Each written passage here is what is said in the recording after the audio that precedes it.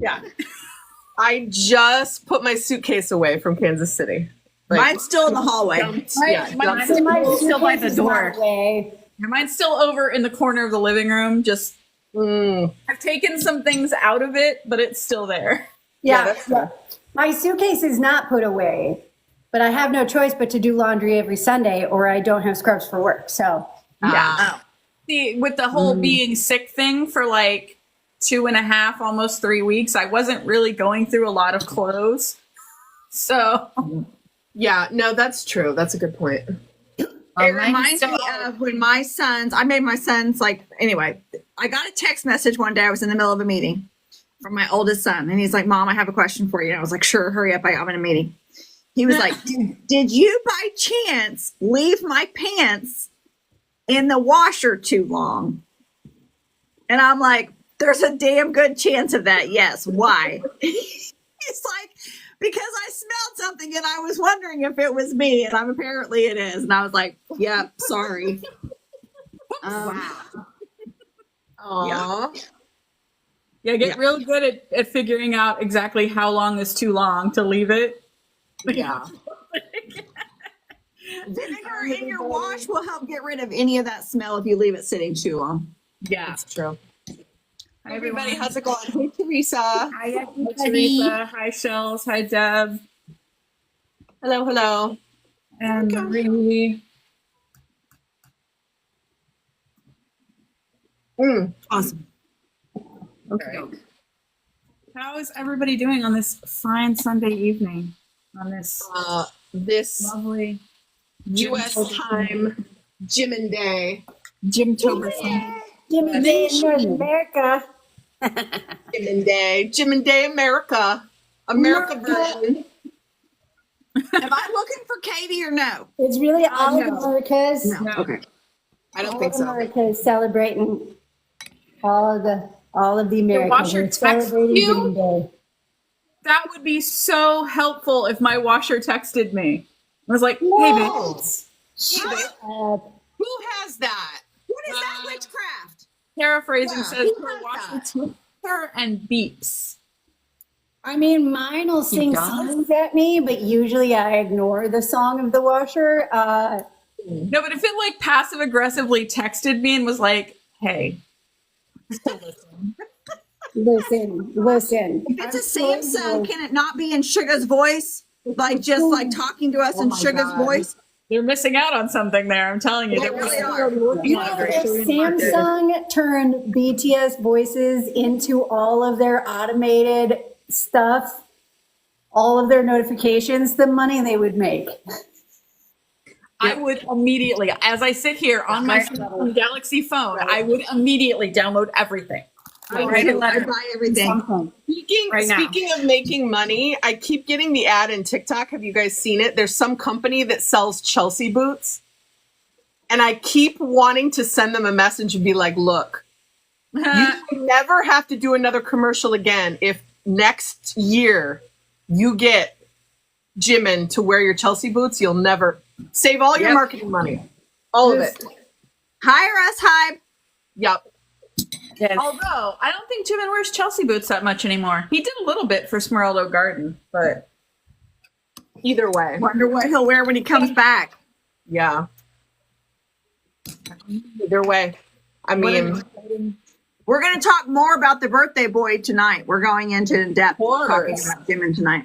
Yeah. we're trying out something new, friends. yeah. So don't come for us and be like, why didn't you talk about this like any of the other members? Because we're trying something new, friends. Trying something new. Something Halfway new. through, we're allowed to try new things. Listen, because when we first started out, we kind of sucked. Okay? That's why. Better. What do you want? as we go. It wasn't like we had a manual. We were just kind of stumbling around in the dark going, okay, well, that sounds good. And then as we got smarter, Yeah. you know, like October us is way fucking smarter than December us.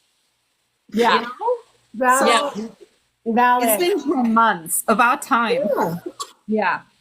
Our brains have We're melded. better at this. We're better at We've this. now. marinated. We figured Yeah. some shit out. Right. Our birthday edits keep getting better and better and better too. Like, Yeah, what do you? But like we know what we're doing now. Listen. I don't know. listen, Imagine how good. Don't go that far. Don't go that far. Just imagine how good we will be October next year. yeah. No, Yeah. we're gonna be like, Either that you know or what we'll we be have to tired. do, guys? Redo all of this shit. Not the blog, but like No. Right. a lot of this Be stuff. surprised if you catch me nosing around in the blog and Listen. I was thinking about that. Sneak rewriting the listen. whole thing. It's gonna be fine, guys. For the birthday edits, you know what bothered me is the thumbnails are not all the same because Sugar's birthday was way back in March, and I'm like, that's gonna drive me absolutely batshit. I have got to make all the thumbnails consistent for all the birthday videos, like, and so I'm working on that right now, and I'm just gonna change them so that it doesn't bother me. Katie is not joining us tonight. She literally just got home from her trip that she was on. The same reason why she wasn't with us on Wednesday night. She just got home, and she's had a very long and tiring day. So Yes. dealing with us chuckle fucks is not what she needs right now. She needs to rest. Yeah. Last thing she needed was us. Yeah. But she loves you all, and she says hello, and she'll be back on Wednesday.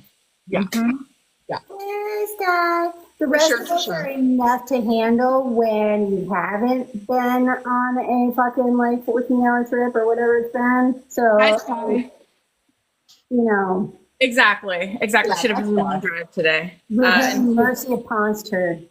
yeah. So she's curling up with some merch designs to QC them, which is honestly just a fun Sunday night for her. Yeah. It's like living a dream in her world. Really is. Really is. You know what? We could do a little sneaky peek of what we have so far if we Well, we're wanted. getting into our reminders, so we'll just tap you on there.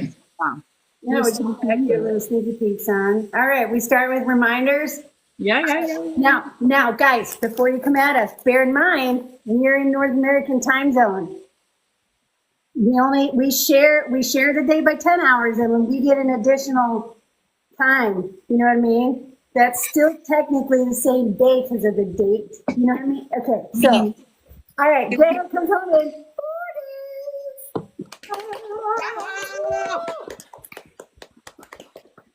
Oh my god. Hey, 3 days in KST time, but in North America, it's It doesn't feel real. It doesn't feel real. It feels like it's a joke. It's like a made up number. Like I know.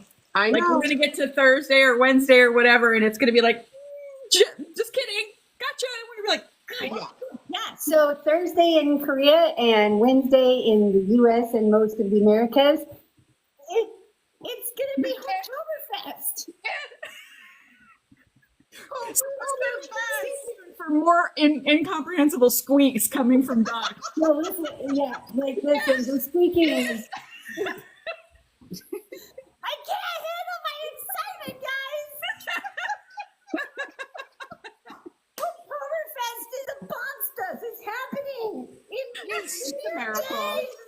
It's a miracle. It's an October miracle.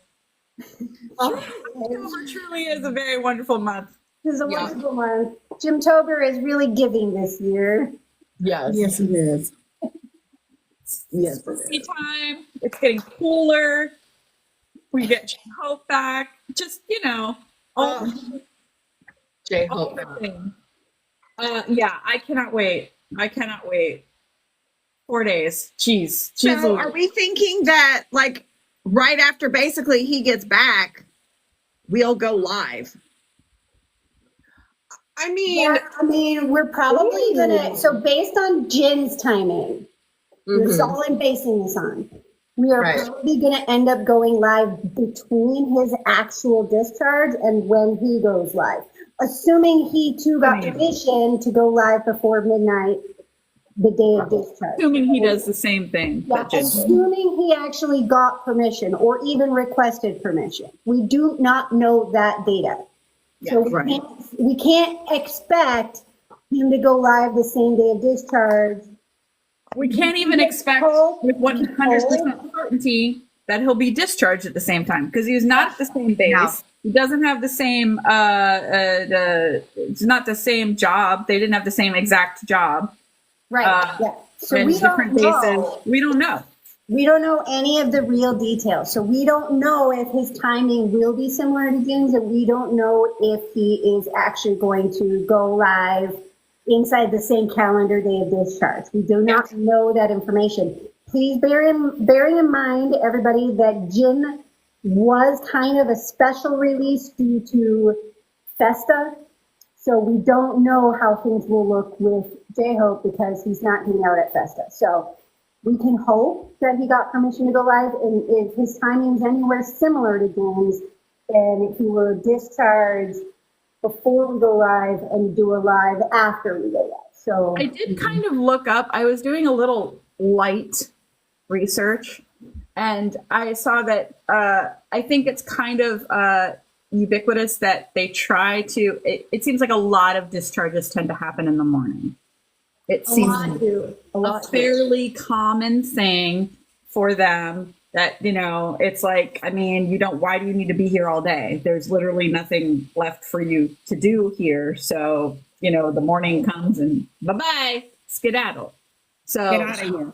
yeah, it seems likely that it would be around the same time as Jin, but TBD. yeah. And again, with the live, don't be surprised if he doesn't go live until 12:01 KST or on the following day. Don't forget, guys, we have a Discord, and in our Discord, I mean, I know you guys don't forget, and I think a lot of you are here right now, are in our Discord. But for some reason, if you're new or you have just not ever paid attention to our ramblings before about it, we have a Discord, and we host a lot of watch parties in our Discord. It is one of the biggest things that we do with our community, and it's a lot of fun. We've all, at some point or another, hosted or co-hosted a watch party here or there. I host one every Thursday. It's our weekly content watch party where we go through the content of each week's blog. And it starts at 8:30 on Thursday nights, Eastern Standard Time. And we have a lot of fun. And then Patricia hosts a bi-weekly Friday watch party for Runjin and any other shenanigans we want to cram in there. She also has a Monday watch party that she hosts with Shells. And right now we're watching Ginny's Kitchen at that watch party. And occasionally we all pop in with other things. We have multiple people in our community from our European contingent who host several watch parties. They also do a weekly content watch party. And they're also doing Ginny's Kitchen. And I think they're still in Bon Voyage. So we've got lots of stuff going on at lots of different times of day for whenever you're available. So please feel free to come and join us in the Discord. The events are on the left-hand menu. You can find them and you can click the ones that you're interested in. And Discord will automatically remind you when it's happening in your time zone. So come and hang out with us. We have a good time. We do. We watch stuff, we talk about it. We freak out about things. And then we also have impromptu ones when new things are released. We randomly just decided, some of us, to, when the Super Tuna special video dropped the other night, some of us we'd literally just been in the watch party for the weekly content watch party. And we were like, does anyone just want to come back here in like 45 minutes and watch the Super Tuna thing together? And a bunch of us did, because we were basically already there. So we did. And so we do things like that. And we are planning to try and be together in some way for Hobie's discharge, as up in the air as it is. So come and join us, hang out in the Discord with us, and have a good time with us. Yes, yes. And talking about hanging out, we're having a party, a Halloween party on Halloween, which is going to move the Thursday watch party to Friday, and we're going to have it on Thursday on Halloween. We will be meeting in the Bora Lounge at 8 p.m., and we're going to be playing games and chit-chatting and probably having some fun. So join us. And we Did might we already create an event for it? Yeah, I think that is. Okay. Yeah, it is. So yeah, you can click on it and click interested. Yeah, and we'll see you there. And you can wear a head costume if you want, so we can see you in video. Yeah, costumes are not required. No, they're not. And being that I'm the next, I start the news today. We started with our leader. We're going in Phantom order for the first time, I think. We're starting with RM. Oh, really? I totally. We're going in Phantom order. We almost always go in Phantom order, except with the fucking agenda. We literally like the agenda's like because we start it. today, we It's think whatever comes to our brain, we write it down, and it happens in that order.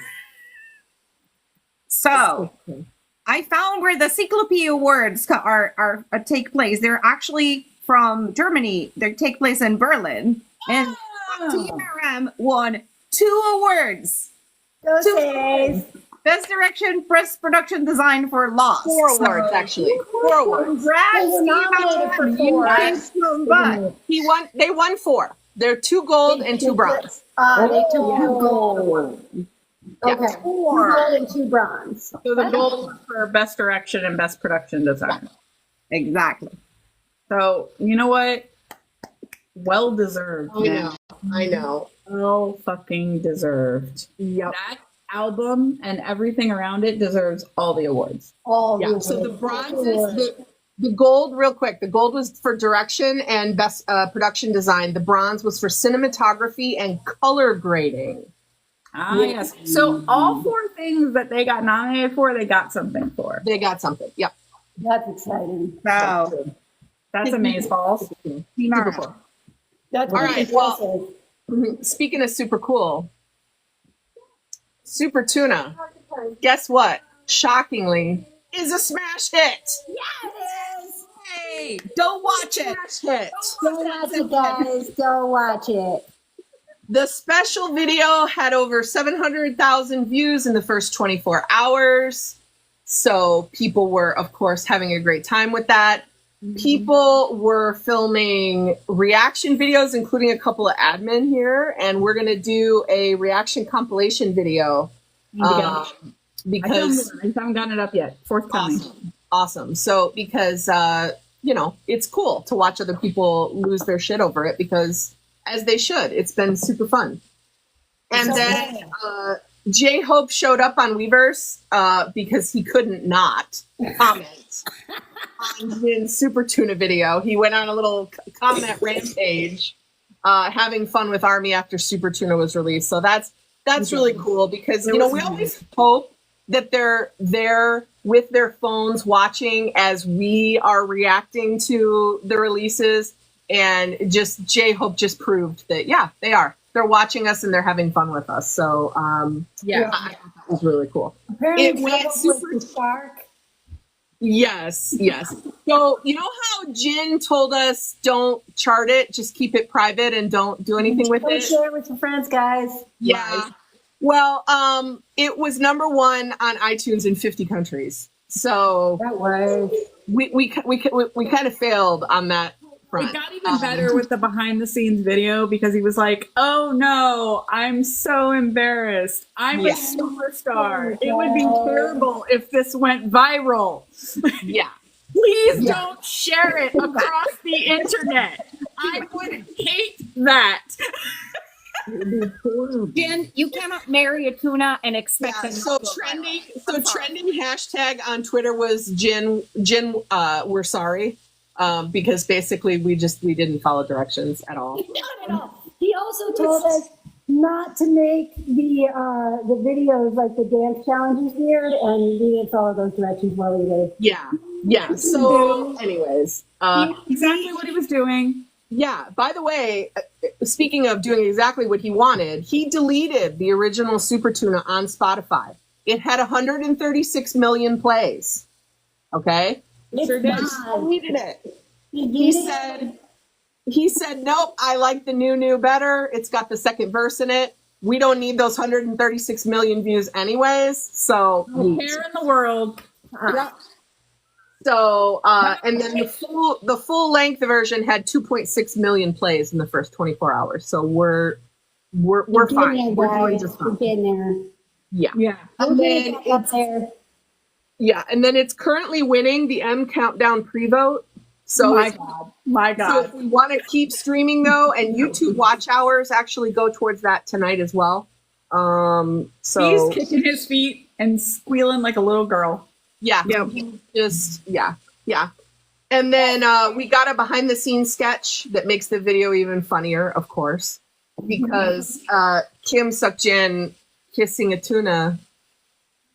If it was on your bingo, congratulations, your bingo card, because Like he would not have remade the song. He would not have made another video for it if he didn't actually want Army to share and enjoy it. Like he would not have. He knew. No, it's true. This is all just. It's totally Jin. We were having fun with memes. I even did one myself. You know, it used to be the green stick alien from the Coldplay BTS, my Weverse video, and now it's a tuna. So I saw a lot of funny tweets about that. People saying like, "Better watch out, tuna. Watch your back. I got my grill heated up." Also, I haven't actually checked the trend, but I've seen a lot of people talking about Googling how to be a tuna. So I'm pretty sure over on the old search engines, it's one of the top searches because a lot of people are talking about it. Yeah, super cute. So that's been really fun. That's been fun. And so we should have that compilation video here this week, definitely. So this I didn't see until today. The Worldwide Handsome Travel Agency announced the schedule for In the Somme game. Oh, but it's spelled wrong. Yeah, somebody changed the spelling again. It isn't. It's supposed to be Worldwide Handsome. Which is island. I almost fixed it, and then I realized it was wrong on purpose. I got it. I actually reverted the somebody spell checked it earlier, and I reverted it, and now somebody spell checked it again. It's normally me because I can't stand it. I'm an editor. I can't stand when it's giving me the squiggly lines. Flames on the side of my face. breathing breath. Do you have any? Okay, but Quince, hear me out. I use so many medical terms. I have at points in time before they expanded it, maxed out the library on the old Word documents. They've expanded it since, and it's hard to max it out now. But like when you add a word to the library, so it fucking stops giving you the red. I don't tend to do that a whole lot. I don't do it. I don't do it as much as that because I don't do like technical editing. Most of it's like fictional editing for me. So like every book is different, and every book comes with its special little words that they use over and over again that probably don't exist, that maybe they just invented, and you have to be like, okay, I get it, but I'm not adding that word to my library because hopefully I'll never see it again in my whole entire life, and I deviated from the topic. So let's go. Exactly. All right, we got to speed this up. The news part of it, we got to speed it up. So I'm going to go quick. So several activities for October 30th, including messages for Jin, a special Super Tuna costume and coupon code, and a Jin Weverse live with a costume contest in which Jin will read messages. This is, of course, for the In the Somme mobile game. If you didn't catch on, so that's what we're talking about. Right. It's for In the Somme BTS Island. So basically what I anticipate is at 6 a.m. on the 30th of October, the game is probably going to crash. Yep. It's going to crash. I need people to understand that they need to amp up every server they can get access to. They need to be renting servers because their shit's going to crash. Hopefully they're doing that now in preparation. Please get ready, guys. It's gonna be fun over there and chaos. Exactly. All right, and then for Renjin, I haven't seen this yet, so I'm not going to read most of this. So, but Blood, Sweat, and Peppers. It's amazing. It's an amazing. I think it's the third time. I think it's the third time he's mentioned 17.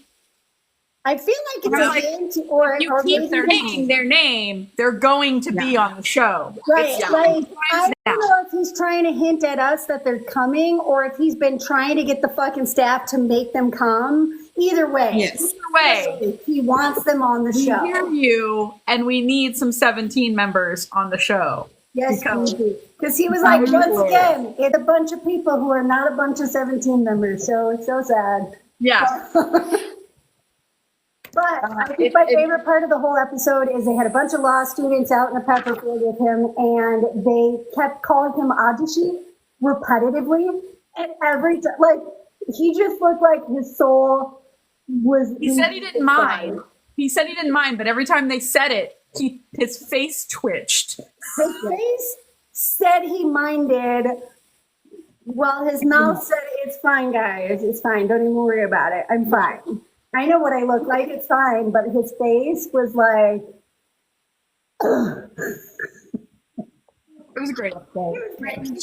Editors, of course, always on point with the commentary.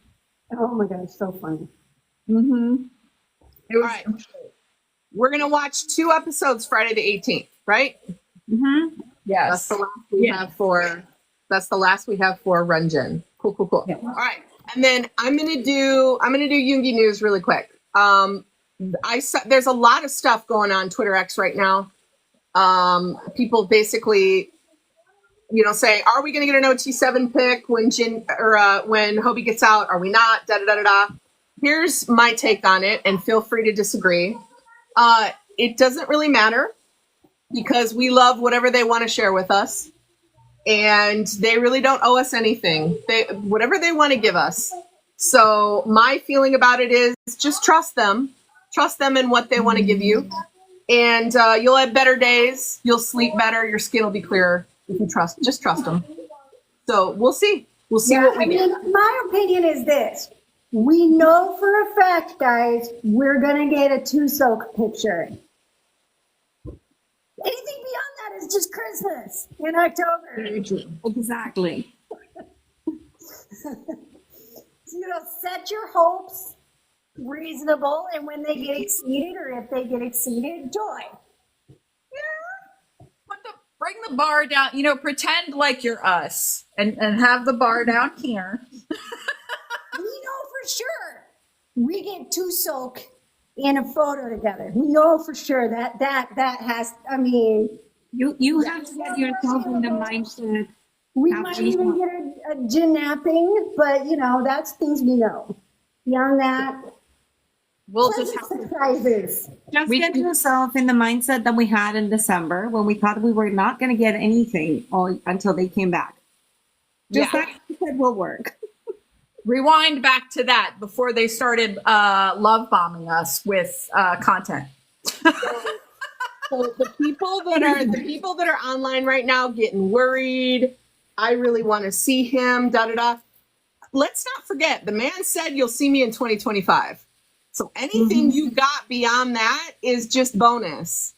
It's just, so that's the deal. That's the deal. Mm-hmm. Yep. Okay, so moving on to Jahan. As we said before, he's getting released from federal custody on Wednesday in the Don't make it sound like he's going to go to prison. Thursday in Korea on the 17th, which is this week. We don't know when. We don't know any of the details, but we do have people on standby inside the server to stream when he gets out and scream together. So just, pay attention. It will probably maybe be in the morning time, their time. So, afternoon, evening time in the Americas.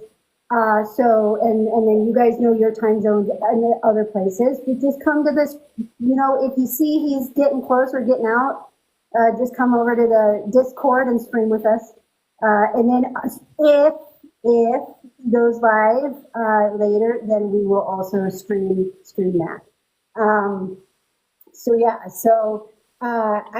Yes to those in the chat. I did say federal custody, and that was because somebody brought a sign to the weekend concert, and it was like, J-Hope gets released from federal custody. Oh, the Vampire Weekend, yes. They held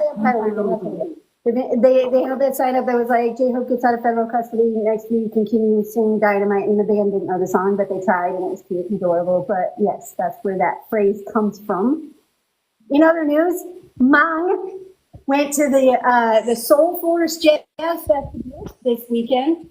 He looking cute. What I was not expecting was a full-size freaking Mang hobbling around and walking around the festival, taking pictures with people. There was something to tell. I can't hear Really it. cute. It's like fuzzy and like adult sized, but like fucking looked like that. He even went and took pictures over by the J-Hope little bench sculpture thingy, the one that J-Hope's taking pictures by, that yellow, black, and white one. He took pictures over there for a while. There's not official clips yet from his 2 10-minute sets from the weekend, though they have said that they've been collecting them and we'll see information soon. Unofficially, it looked like they played his dance, Mong dancing in that dapper outfit on the big screen, and they had backup dancers on the stage, and then this guy was running around crowd surfing, being cute. So super adorable. We should get more music video stuff coming up here soon from BT21. So keep an eye on that channel. But I wonder if there's going to be a merch drop like there was with Wutu and Arjit. I would guarantee yes, because they've already been showing the Mong plushies as part of the teasers leading up to him being on the festival. So I would bet a yes on that one, that we are going to get more Mong merch. He's so cute. And he does take his mask off on stage and put that hat on to dance. So that's so cute. I love it. It's just freaking crazy about it. So super freaking cute. So much adorableness out on the social medias regarding Mong. It's adorable. So, my dad. Look at him go.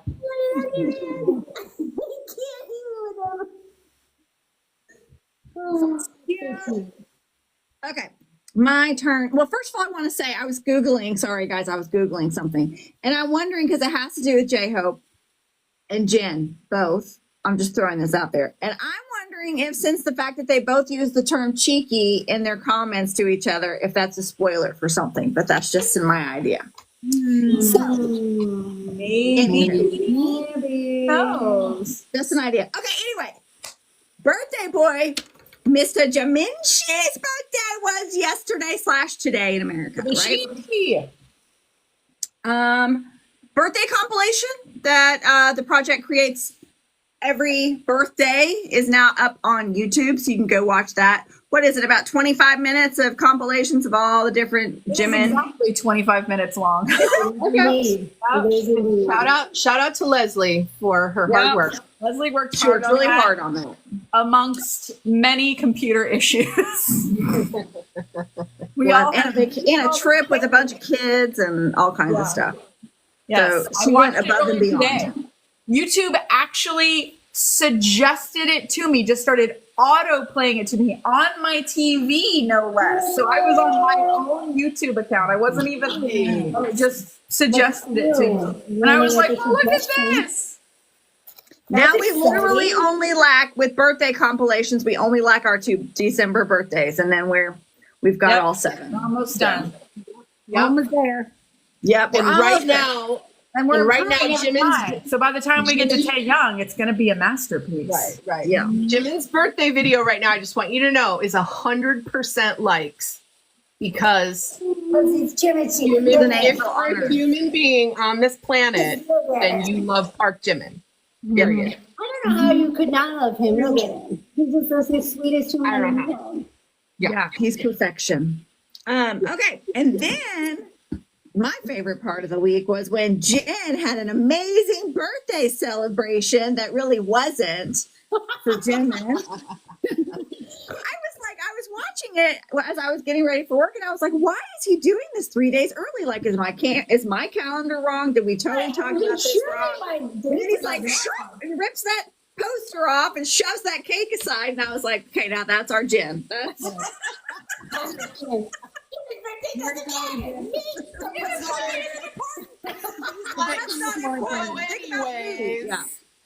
So anyways. That's perfect.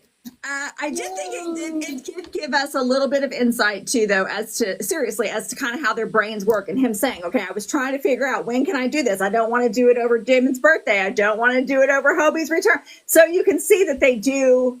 They think about this stuff. They think about that stuff. They do. So he just stole the birthday and was like, I'll make it, a double I'll event. make it up to you later. Yeah.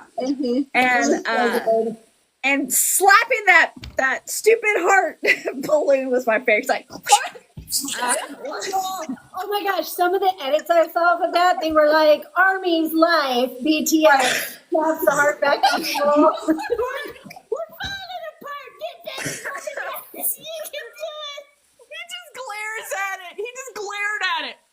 Like, I dare you to fall off this wall. Ooh, John. oh my God. Between that and then him keeping hours while his live was like, But like the happy day signs on either side of the poster. So when he ripped the Jimin poster off, it still said it went from Happy Jimin Day to Happy Super Tuna Day. Super Tuna I Day. thought that was fucking glorious. I very much enjoyed that. That was amazing. Patricia, they're saying they can't hear you very well if you're trying to speak. Well, I'm not really talking. Oh. That's why you can't hear me. So probably you can't hear me because I'm not talking. She's just listening. She's enjoying. Yeah, That's like I do. Just sit and listen. all the beauty that you're kind of saying. Yeah. Yeah, he yeeted that cake out of the way too. He was like, no, okay, new cake. RM and J-Hope both posted on Instagram for Jimin's birthday, which I always love it when we get a video from Hobie. We can hear his little cackles behind the giggles and the behind the scenes. And then Jimin woke us up, at least here in the States. He woke us up with 7 nice little posts this morning on Weverse. He was on a roll. He was on a roll. Things started singing. I may have trolled him a little bit. That was cute. I saw your toes. That was I pretty may cute. have trolled him. I may have made some comments on his post. Oh, Lord. What did you They were say? cute though, guys. Don't. They were cute trolls. They were really cute trolls, okay? Because he made that one that said, I'll be back. And so I just commented and I said, nice Terminator moment. That's, I'm sure, a reference he will 100% understand. So we were like, nice. You will to probably meet get you. that We were one. like, high five, nerd. Yes. And then the one where he was just kind of like rambling about like his thoughts and feelings. I just said, deep thoughts with Park Jimin. Yes. Oh my gosh. He I was want so to know how much cute. thought he put into how he was, if he was going to do 7 ahead of time, and he was like, "Oh, how am I going to break this up?" Yeah. Or if it was, Yeah. Or Yeah. like towards the last 2, almost felt like he was rambling, and then he was like, "Oh, I've made 5. Oh, I forgot to have say to this. fucking make it No, I 7." have to So do he 2 put more. it in Yeah, his I thoughts forgot. and that. Definitely the vibes of coming back in. Oh, and one more thing. one more thing. Oh, and one more thing. Like, it definitely had vibes of like he just didn't plan it and then remembered like a billion things he wanted to say and had to keep coming back. But It's like, this might be my only shot for a while. So yeah, I figured that they like to read, even if they have to translate it. I figure that they like to read those comments that aren't the same ones over and over again. Like, we love you. I mean, like, not that they don't enjoy hearing that, and not that I don't comment that sometimes, but the whole like, I love you and blah, blah, blah, and eat. And like those ones happen all the time. So I imagine sometimes they enjoy seeing little non sequitur comments that are rare and unusual sometimes. Mm-hmm. Well, I always think of, we'll probably talk about this in a minute when we get more into depth in Jimin, but I always think of that when he was answering, where he was, I think it was You Quiz. I think it was his interview on You Quiz, when one of the things he had such a hard time with was when he was talking about how people don't just talk to him like a person. They don't ask him like normal questions like, how are you? Like everything, and I always try to think of that whenever I leave comments, that it's not just about that we show that we actually care about them as people. But Yes. anyway, No, that's valid. that always breaks my heart when I see that. But anyway, is that all? Okay. Oh yeah, we'll talk more about him in depth here in moments. In moments, we will talk Mere about Jimin. moments. Your moments. It's all about Jim Tober. Jim Tober. Tober. So Taehyung, and also Namjoon, circling back a little bit to Namjoon. So they posted on Instagram. Was it yesterday? It was day before yesterday. I think it was 2 days ago. A couple days ago too, like something like that. They posted on their IG stories. Both of them were congratulating and a South Korean author by the name of Han Kang. Kang, I'm not sure. Kang, probably Kang. I'm not sure. She is a South Korean author, and she was awarded this past Thursday with the Nobel Prize in Literature for 2024. And the highest honor you can win Nobel Prize. is the writer in the world, the Nobel Prize for Literature. And it is extremely significant because, one, it's only the I think she's the first she's the first Korean author ever to win a Nobel Prize. And she is only the 18th female out of 117 times that this prize has been awarded since 1901. 117 times, only 18 females have won. And she is the first South Korean author. And it's really amazing because she is somebody who writes a lot like how BTS writes their lyrics, because she writes about human life and trauma and things like that. And so the committee, they recognized she didn't win just for like one thing. They recognized her entire body of work, and basically as it confronts historical traumas and exposes the fragility of human life. So writing about real human experiences in dealing with moving through the world throughout history. And I think that BTS does quite the same thing, on like a smaller scale. They don't talk about like giant historical trauma or anything like that, but they talk about human experience and moving through the world as you get older and things like that, and you deal with changes in your life. And so it should be celebrated that more people talk about these kinds of things. But yeah, they both congratulated her, and Taehyung even said that he has read one of her books, and he read it while in the military, and it's called The Boy Is Coming. And I didn't get a chance to look the actual book up to see what it's about per se, but he said he read it.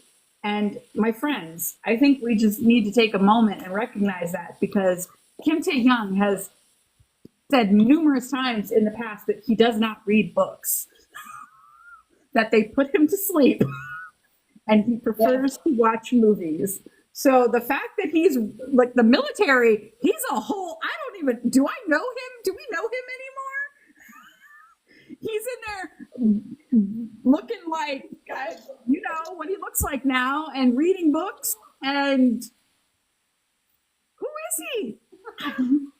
Lana says, what a good boy. Good boy. This is what I think, and this is what impresses me about that, is because normally when they're doing their normal schedule, they barely have time to eat, sleep, and breathe.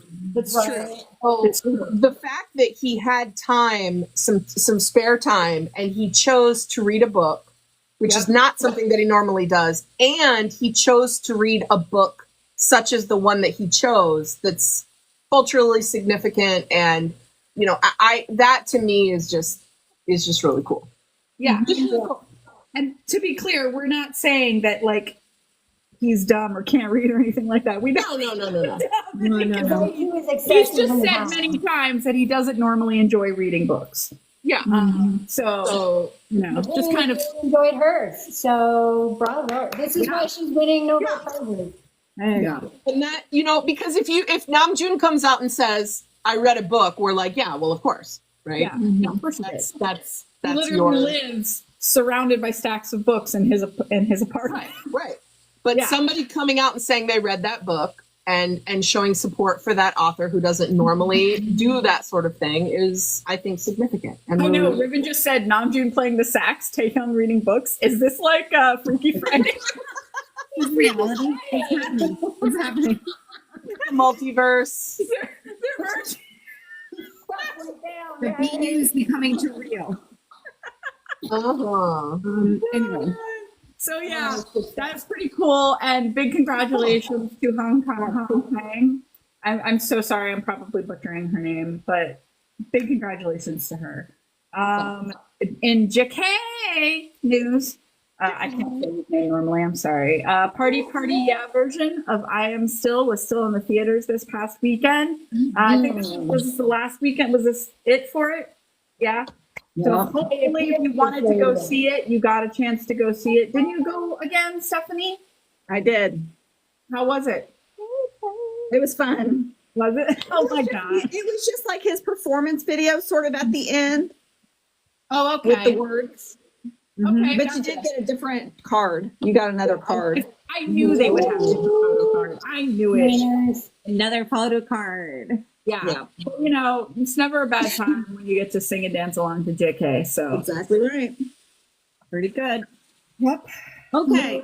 And last but not least, and we'll talk about this on Wednesday because I haven't had the time to read it. Bang PD. And BTS and Cat's Eye, the Hive, I think it's Big Hit band. No, they're not big hits. It's It's five. Hive. And Cat's Eye, there's an article in the New Yorker in the issue for this month, I think, that is called The K-Pop King. And The K-Pop King Takes America. It's 2 articles in the New Yorker. I've been trying to get the magazine and trying to find a newsstand in my neighborhood, and apparently there's none. So I'm gonna have to go hop down to Manhattan to try to find an issue or order it online. But I'll have some time to read it before the live on Wednesday. We'll talk about it Wednesday. And yeah, I think that's the end. Their company is listed as a collab between Hive and Geffen.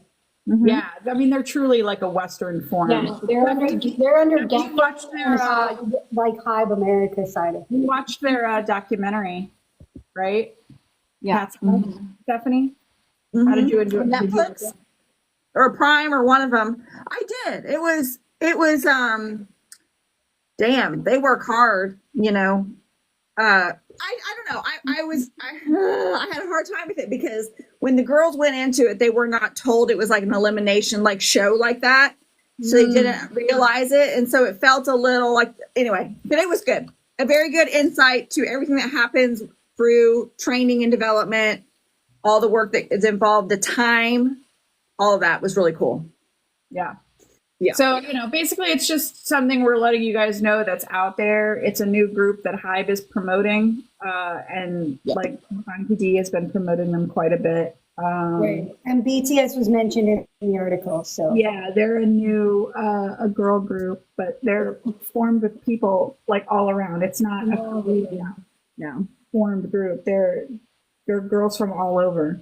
And they have they've formed with like the Korean training system, but specifically for the Western market.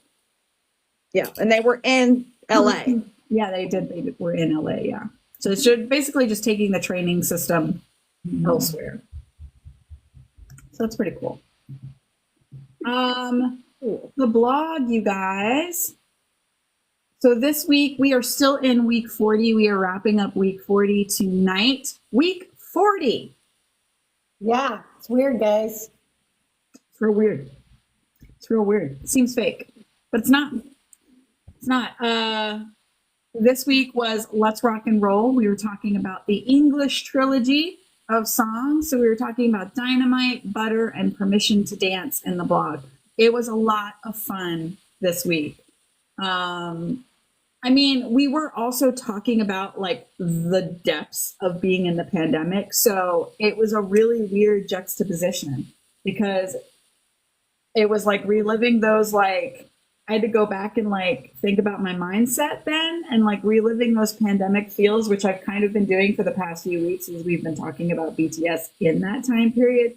So that's been weird, but like also writing about these songs that are all like pretty joyful songs. And so, which was the point of them, obviously, but there's so much content. And when I was preparing for this past Thursday's watch party, it was hard. It was really difficult to decide what we were going to watch because I was like, well, I don't just want to watch the videos. Everybody's seen the Dynamite video like a million times, right? Everybody's seen the Butter video. So I was like going through, and because there is so much content, I was like, let me just try to pull stuff out that maybe people haven't seen. And so we did a lot of that. We watched a lot of stuff that was like we knew it was out there, but like a lot, you know, like maybe you've only seen it like one time and you forgot about it or you hadn't seen it at all. And I think everybody really liked that. they liked seeing like the stuff that they hadn't been exposed to too much before. So it was a lot of fun because it really is like every time you feel like, did you want 15 to 20 versions of Dynamite? Maybe, but you get them whether you want them or not. So here you go. And they, you know, like they just performed, and they went on so many shows and performed them so many times that, like, I mean, they had nothing else to do because we were all locked down. So they had nothing else to do besides record performances. But it was a lot of fun. So if you haven't checked that out yet, highly recommend. There's a lot of really good stuff in there. And there's also a lot of stuff that wraps up the B album. Really great. And also we have the return of Suga's album reviews. The return of the hand content, friends. He does a review of the B album. We missed that. We missed it, but it's the triumphant return of that. So I just saw a video compilation that was doing the difference between Suga opening an album and J-Hope ripping through things and picking things up. And I remember when they did it together and J-Hope went to open it with his teeth and they looked at him like, are you an animal? Yugi's like, and he cares about doing it right. There's J-Hope just like ripping through. He's like, wah. Great. It's great. Hysterical. I will never forget the side eyes when he got. They were like, "Oh my God, here, relax." So next week we're about to drop at midnight tonight Eastern Time. We'll drop week 41, and it is called A Belated Confession. And we are getting ready to start our last bit of OT7 content, and that is the Proof Anthology album. Can't believe it. It's 3 discs. So for the next 3 weeks, we're going to be talking about each disc. You think it's not that much content, but it is, my friends. It's a lot. It's a lot. So we're talking about disc 1 next week, which is a title track retrospective, and it also includes a remastered and finally officially released version of their song Born Singer, which is a remix of J. Cole's song Born Sinner. We talk about that in the blog this coming week. And then we also get the title track Yet to Come, in parentheses, The Most Beautiful Moment, because BTS loves to create titles that are so long that I have to type them out 9 billion times. So we're going to be talking about that too. We're going to be going into more depth of it, into it with more depth next Monday as well. So make sure you guys come back and tune in for that, but that drops tonight at midnight Eastern Time. Okay. All right. Time for the meat, right? The Jimin sheet conversation. Let's talk about it. You kind of lead into it a little bit. Yeah, I don't know if Stephanie wants to talk about why we're going a little bit more in depth or not, but Go ahead. So we were talking in our meeting on Tuesday, our admin meeting, about, changing things up and trying to find, a different way of doing Sundays that's a little bit more grown, I guess, more in depth into the members or into the content and things like that.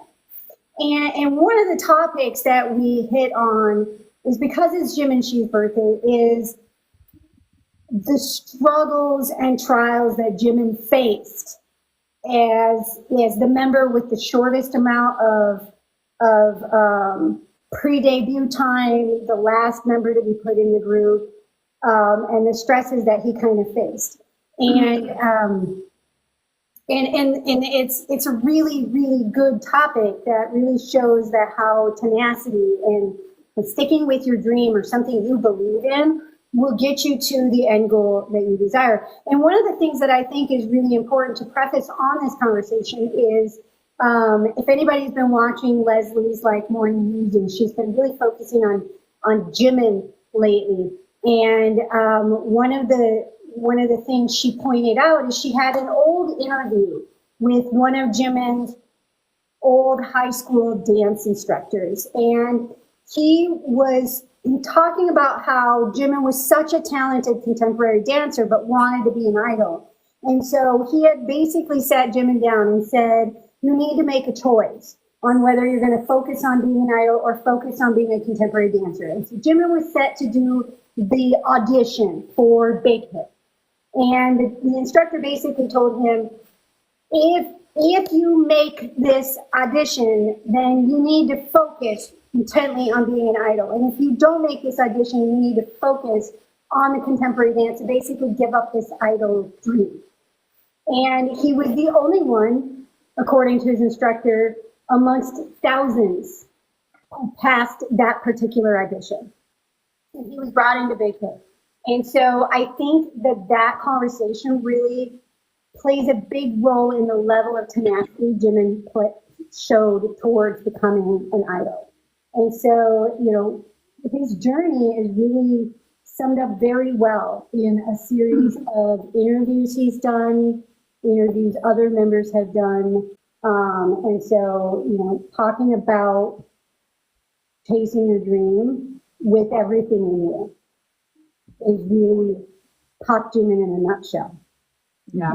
It deserves to be paid homage, really. Yeah.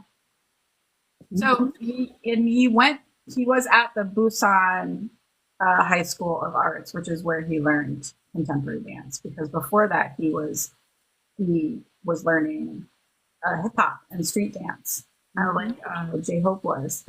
And then he went to high school and was like, maybe I'll try this one too. And turned out to be really, really good at it. So I often think to myself, I wonder what he would be doing now had he not pursued becoming an idol. Like, he probably would have become a contemporary dancer, which would have also been a wonderful career for him, I'm sure. He'd probably be world famous inside that genre. Yeah.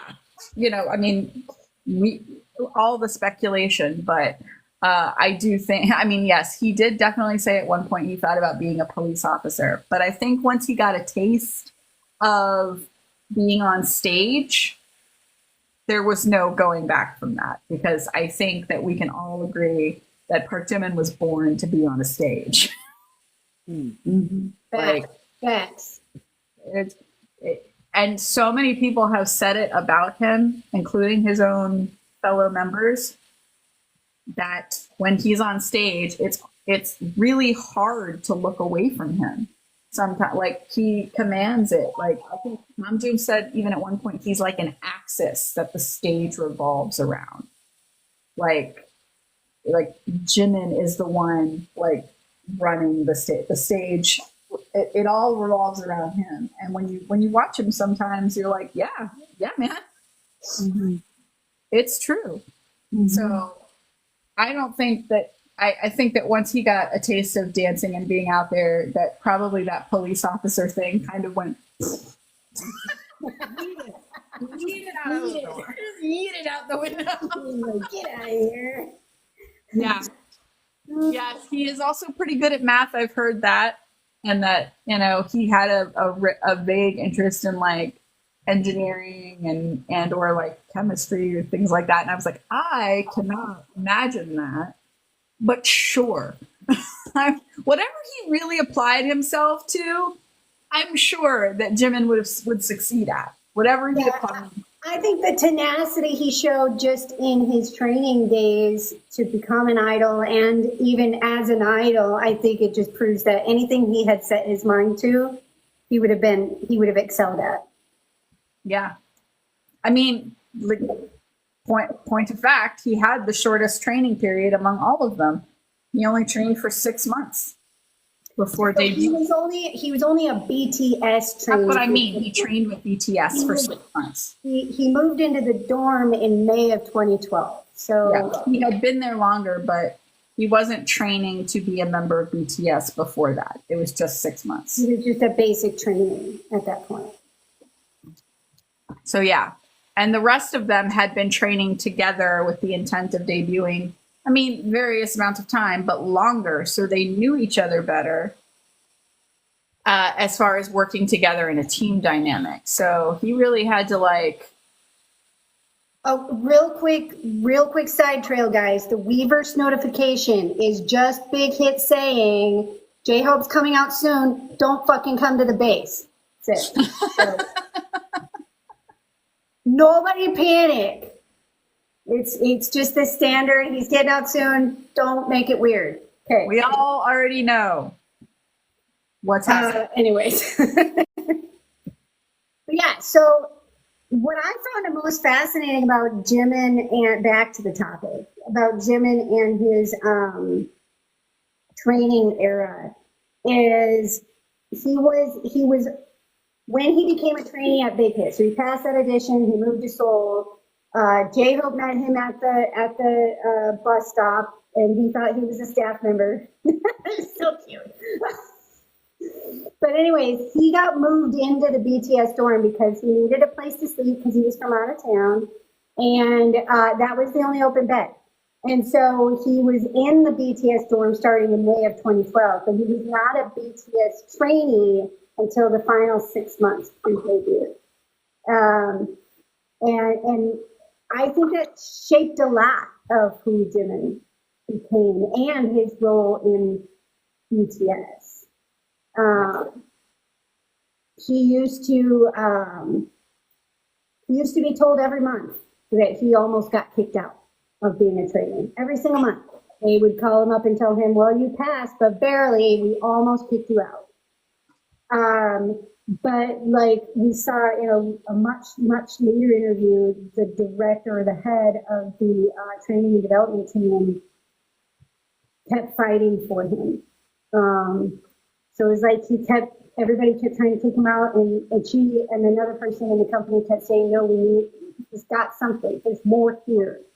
And so it reminded me a lot of everybody's seen The Princess Bride, right? Everybody's seen The Princess Bride. We all know. It reminded me of when Wesley's telling his story about how he became the Dread Pirate Roberts and how the guy kept saying like, "Oh, good night, Wesley. Good work. Maybe I'll kill you tomorrow." Most of will kill you tomorrow. Never know. And so it reminded me of like Jimin would be like, "Well, you almost got kicked out." Cool. I guess that's next month, but we might kick you out next month. Kick you out next month. Okay. We just survived another day. Yeah. I mean, but that really is what it's like being a trainee. That really is what it's like being a trainee. They have those monthly evaluations, and like if you're at the bottom of the list.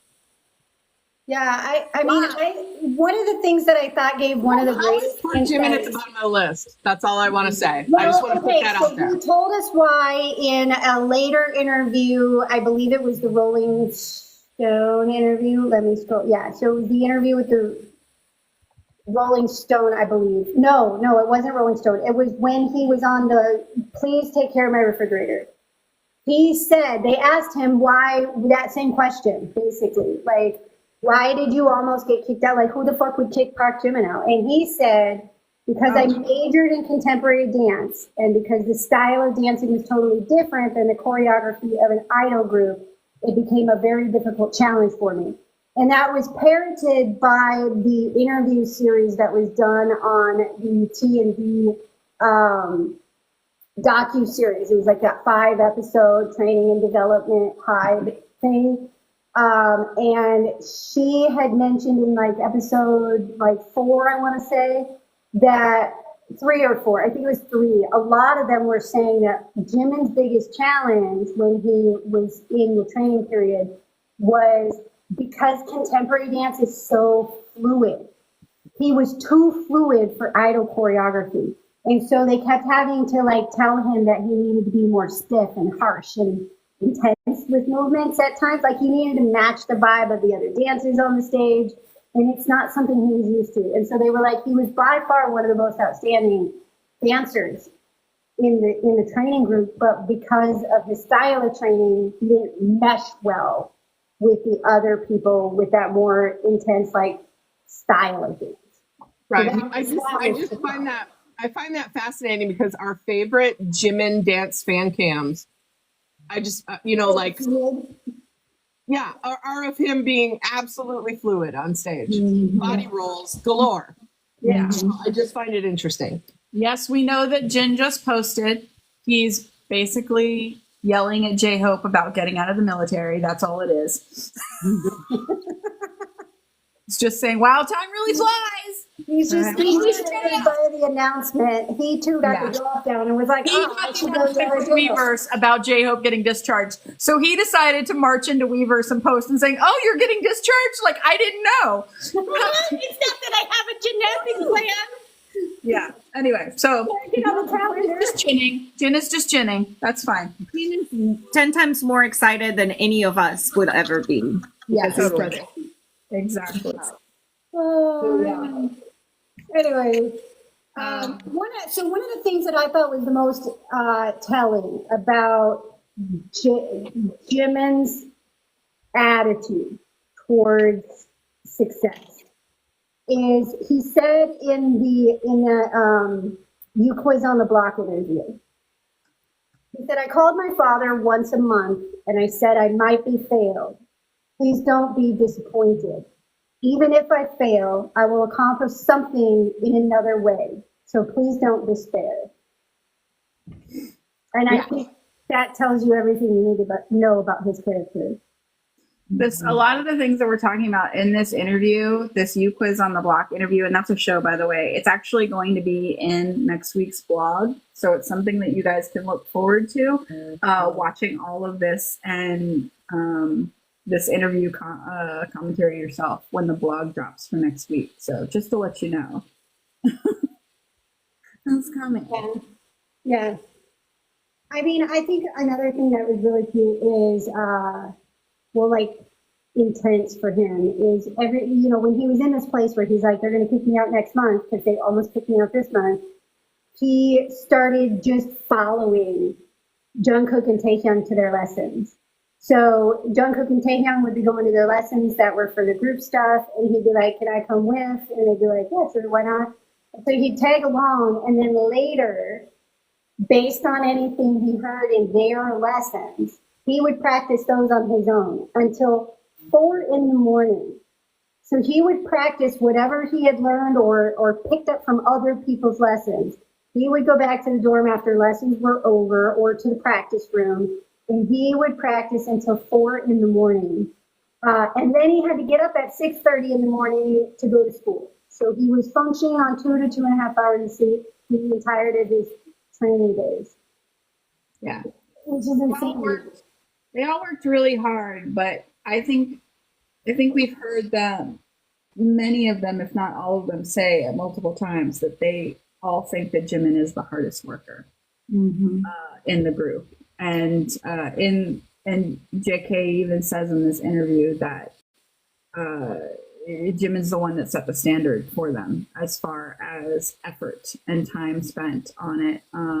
And he said that he barely slept, and he was always the last one in bed and first one up in the morning. And I mean, obviously it wasn't healthy.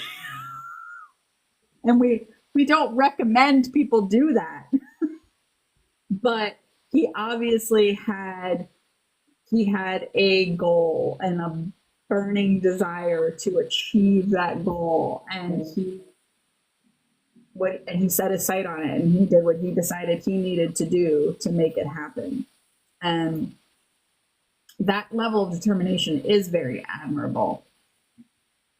Don't only sleep 2 hours a day. People. Well, anyone, Stephanie, Patricia, Christina? I'm just learning. I mean, for me, like, I always, like, the thing that I remember the most, and I don't know what concert it is, I think it's maybe the Ment in Wembley when he's like saying, I was not good enough. and I couldn't do anything right. I didn't know how to do this and he I know which thinks, one you're talking about. I don't think it's Wembley. I think it's earlier than Wembley. I think it's earlier than Wembley. Yeah. When he's like turning to the other guys and going, I was not good for anything. I could not do this. I could not do that. I was like not good enough. And you guys kind of supported me through it.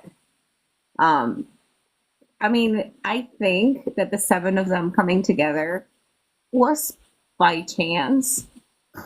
I mean, it's like the most unlikely mix ever. It is. Being the last one that arrived and just put in that door because it was the only bed that was available is the thing that kind of made it. It was like the last kind of like sliding into place. Because I think that they took him in and helped him a lot too. So. Well, and then I was rewatching the Sachwata episode with Suga and him, and when he made the point that it was Suga telling him, I think you need to stay. You're good. You belong on this team. And I think, you know, he just kind of reminds me of a person that just needs one person to believe in him. You know, I mean, he can make all the effort in the world, but he needs at least one person to be like, you're, and I think Suga was that person for him. And He's I think that person that's like, so you're saying there's a chance. Yeah. totally. Yeah. I mean, Jimin's the one that I made a list the other day, and this probably sounds really stupid because I was like, I kind of categorize the guys into 2 different groups. You get the people like Jimin and RM who are kind of in their heads all the time, right? And no matter what they accomplish, it's not quite enough and it's not good enough. And they're always in that self-doubt, self-reflection. Am I loved? Can I love? All that stuff, right? And then you have like Suga, he's sort of that way, but he's much more philosophical, forward-facing, like, you know, he's got, you know what I mean? He comes off with this just confidence. And then I have Tay, who I feel like, you know, just takes everything with, you know, he and Jen are just like, whatever. But Jimin is always the one that interests me so much because to me, he is the most broadly gifted to me. With dance and singing and all of it. But his lack of confidence, and I think it's almost from that psychological torture of every single month wondering if you're going to be good enough, that I always worry about him the most for some reason. I don't know, but that's just my 2 cents. But Yeah, I mean, I think there's a lot of bearing to that psychological torture side of things because in that TNT interview, RM was talking to, and I might butcher her name, Sean Sung Jung, who is the head of the TNT department. Yeah, training and development. And he said to her that she was one of only two guardian angels back at that time who basically demanded that Park Jimin be in Bangtan. And the way he worded it is he said, in a way, getting Jimin to stay was basically protecting BTS. And your decision was right. Without Jimin, it would have been a disaster. Yeah, and even Bang PD in the Monument series, he said very plainly, he was like, I didn't think Jimin would work. He was like, I was very unsure about Jimin. And he was like, but other people kept pushing for him. And he said, well, if these other people really see something in him, then I could be wrong. And so he decided to go with what other people were saying and trust trust his gut instinct to trust other people, which is still a great thing that he did, because ultimately he could have been like, I don't care what anyone else says. I don't think this kid's going to work. And he could have kicked him out, but he listens to other people. And he's like, and BTS wouldn't be BTS without him. So he's like, I was wrong. Go off what you're saying if I can. I almost don't think BTS wasn't quite ready for Jimin when they debuted. It's like when they evolved to eventually find the genres that were the Black Swan era, the Blood Sweat, like they had to make that path artistically, right? And then Jimin, and then it was like, no, I couldn't imagine BTS without him. You know what I mean? I don't think Jimin was ready for Jimin when they debuted. Right. I don't like. So I love watching the videos and the performances in that era specifically because I feel like, it was just the perfect meld for him to finally be like, this I can do. Right. Black Swan, this I can do. You know what I mean? Right. Not that he couldn't do all the stuff before, but this was just artistically, this fit him like a glove, right? Mm-hmm. And so that's, I just, he brings so much to that particular genre when they're doing it. Well, you kind of feel like watching that early stuff that you're seeing somebody who's trying to fill a role versus owning who he is, which is what we see now. Like they've allowed him to now be like, you do you, because you're amazing at it. Whereas before it was like, you do this because this is what we think you should do. Right. And that's why Yoongi's like, don't make him rap. Mm-hmm. Yeah, come on. Like, let's put him where he's going to shine and where he feels the most confident. Yeah, right. He and Jin both. I think they were the ones that struggled the most at dating because they were being forced into a mold that they were not, and it was just basically like a company trying to follow a formula for a K-pop group that was a tried and true formula. So it was just like basically they were working with what they knew worked, but it wasn't what worked for BTS. And the best thing that they did as a team and a company was allow them to figure themselves out and to be able to grow and develop on their own and not try to hold them in that mold. Yeah, It is autonomy. Because if you think about it, they were kids. And kids still don't know what they're good at. Brain ain't even fully developed. So I think that the thing that the company did really well is that at the very beginning, and we've heard about this, they try to fit them into a mold. They wanted them to be, you have this role, you have this role, you have this role. Well, what happened is that when they loosen that like requirement to like, you're the cold one, when Jin is like the funniest guy that ever was, when they relaxed the rules and they said, just be yourself, I'm going to let you be you and you'll figure it out. And they figured it out, which is like kind of the brilliant thing, it's like they all could have gone the wrong way and suddenly like they all found kind of themselves and found what part of the piece of the puzzle they were. But you're saying Black Swan. I would say it's before that. I mean, like, Jimin is devastating in blood, sweat, and tears. I would say even HYYH. I think that's where it really turned around was HYYH. And we saw all of them really blossomed in HYYH. It was like they finally freaking threw off their shackles and they had the freedom to spread their wings. And yes. And they had the opportunity through the storylines they were creating to kind of work through some shit, but through a fictional character. Yeah, I think that's always therapeutic.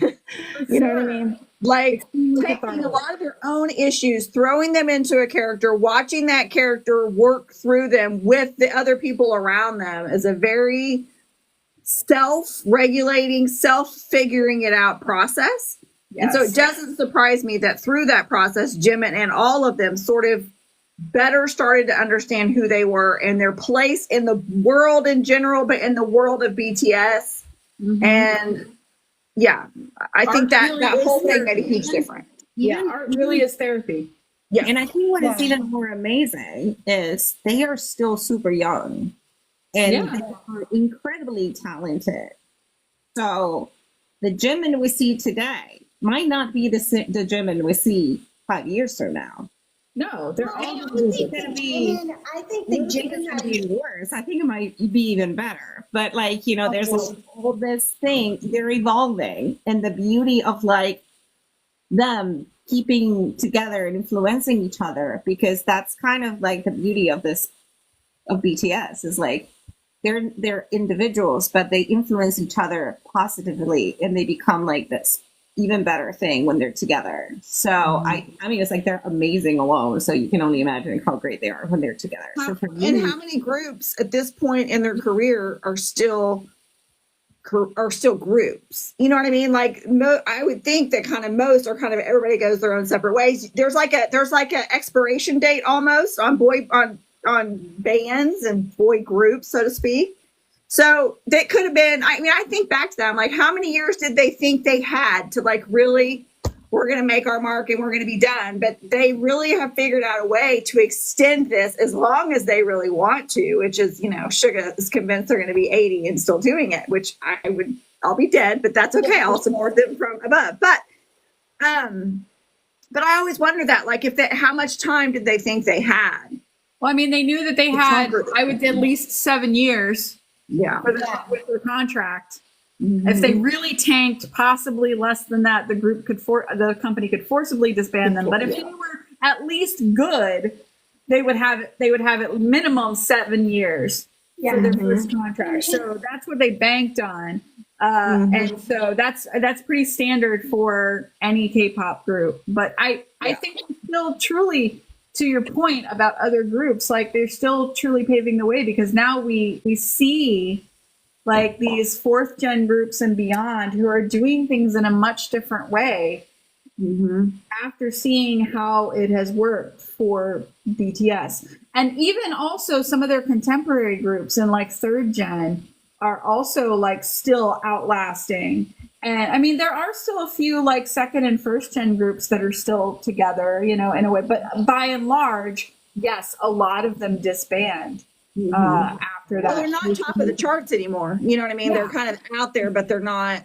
Yeah. And so, but now it seems like more groups are doing that thing where they're planning for the long haul, and they're like, this is what we can do. Now we know that we can be successful for a longer period of time if we do it in a different way. And it's already so different because of, you know, the internet and the way that things happen now so immediately. But yeah. And also look at their friendships too. So the friendship with Coldplay, in my mind, is significant for a lot of reasons, but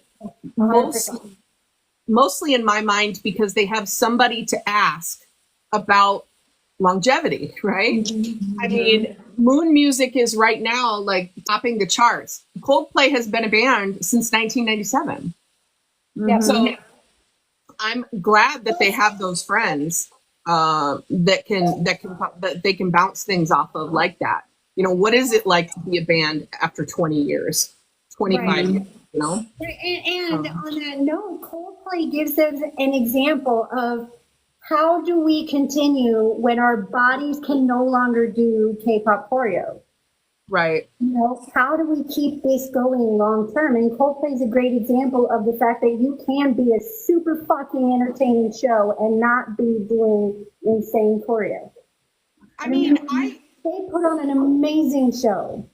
Right. And I, you know, I saw D-Day, right?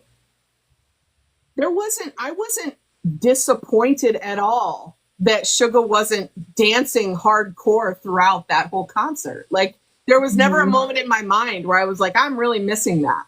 I really felt like musically, that's where he wanted to focus. Now, again, that's just him on his own. You know, whether or not BTS decides to do that is up to them. But I don't know. I had this feeling as I was watching it going, if they want to go down this road, they all want to learn instruments, I will watch them for 2.5 hours, do whatever they want to do. It doesn't have to be this intense choreo anymore unless they want it to. Right. We literally watched them sleep on live. Right.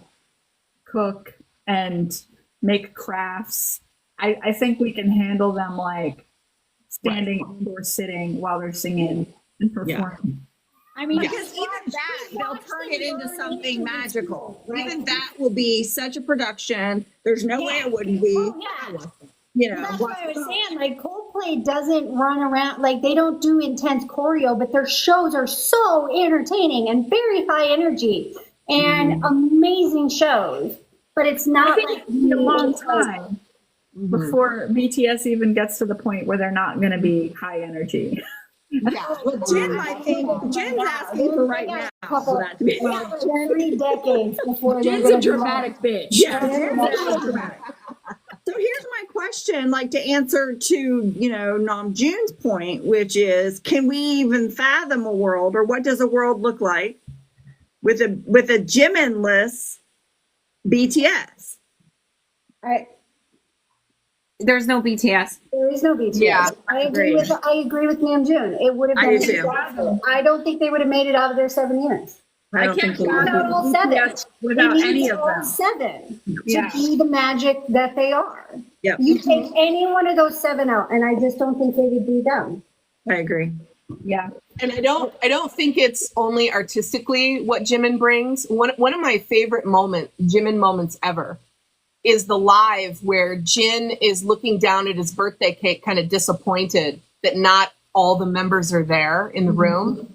And the camera pans over to Jimin and you can see the look on his face. He looks at Jin and then he immediately walks out of the door because he's like, nah, not on my watch. Yeah. Like he nurtures them emotionally in a way that I don't think they would have been as successful without him looking out for them in that way. And that's one of my most favorite Jimin moments ever, because it's like, they see each other all the time, but in that moment, Jimin understood that Jin was disappointed, and he knew that his other members were probably goofing off for doing something. So he went and rounded them all up and said, "Get your asses in there, because I want Jin to be happy in this moment." And I don't know, I just respect that so much. I do too. I think of the moment from, I think it's Bon Voyage, when, and it was not too long after Taehyung's grandmother passed away, and they were all out. That's my favorite. Yeah, they were looking at the stars, and they were just looking at the sunset and the scenery and all that, and Taehyung started to cry, and Jimin was somewhere else. I think he was over with J-Hope. I don't know, but he was somewhere else. But the staff immediately went to him and they said, Taehyung is crying and he needs you. And he went to him, and they didn't even care that they were on camera. And he said, "What's wrong, my baby?" And I lost it. And it's just, he's so caring. He's always there for them. I mean, it's that one, and then the one where their backs. The one that got me, honestly, very early on. What got me with all of them was the relationship and how close they were. But one of the clips that got me very early on that made me love these men, was when Tay came in from the concert crying, and they're all sitting there, and everybody's like looking at him with these wide eyes, and one person gets up and comforts him, and it's Jimin. And that Jimin hug that he gives, and I'm like, the rest of them, I mean, it's almost like the rest of them are like, I don't know what to do. What's going on? Panic. And Jimin's first instinct is always comfort and get information later, right? Like, I don't need the details. I'm going to come to you now and comfort you. We'll figure it out the rest. And he's a very tactile comfort person. I remember when JK cut his heel and he was there, and he was, and he was like, and Jimin was just there, and he was joking with him, and he was just like petting him. It was just like petting him. That was it. And it was just like, he's always there, and he's always got the fucking cake. He's always on the cake. Everything. He's always got the cake. And he's just, that's what I agree with you, Christina. That's what I love the most about Jimin. He's talented. He's amazing. He's beautiful. But his soul is like, and they all have amazing souls in very different ways, but he is like, he will throw himself onto the burning fire pile of emotions to just help somebody, to comfort somebody. Like you said, ask questions later, comfort now, ask questions later. That's what he does. Right. Yeah. And I mean, the dynamic needs someone like that. Yeah. Yes, we really does. To have that. Planet, he would have the heart ring. Yeah. You have to have that. I love that he's always confident about that too. He's always confident about his ability to emotionally, I get what's going on right now. I get what's needed, and I'm going to get it done. Yeah. I mean, I won't lie. When you see how nurturing and comforting and always like, he's the one at everybody's solo stuff and he's the one showing up to the music video shoots and he's the one with the cake, I can kind of see why they almost called him Baby G or Baby J. No, but it's true. He's the one that went to Hopetoberfest. He's the one that met JK. Can you imagine? Hobie's good at that too, although he didn't probably. with Jimin, but like also I can see why they debated that, especially with how young he was. His look at the time and the vibe that they were going with for him, yes, that stage name would have fit him immaculately at that time because that was the persona that he was oozing was Baby J, like some fuckboy that you meet at a frat party. Yeah, but he was also the one showing his abs. Yes, that's what I mean. Like he was oozing. They were basically like, okay, you're like a little hip hop frat boy, and he was like, okay, Straight up.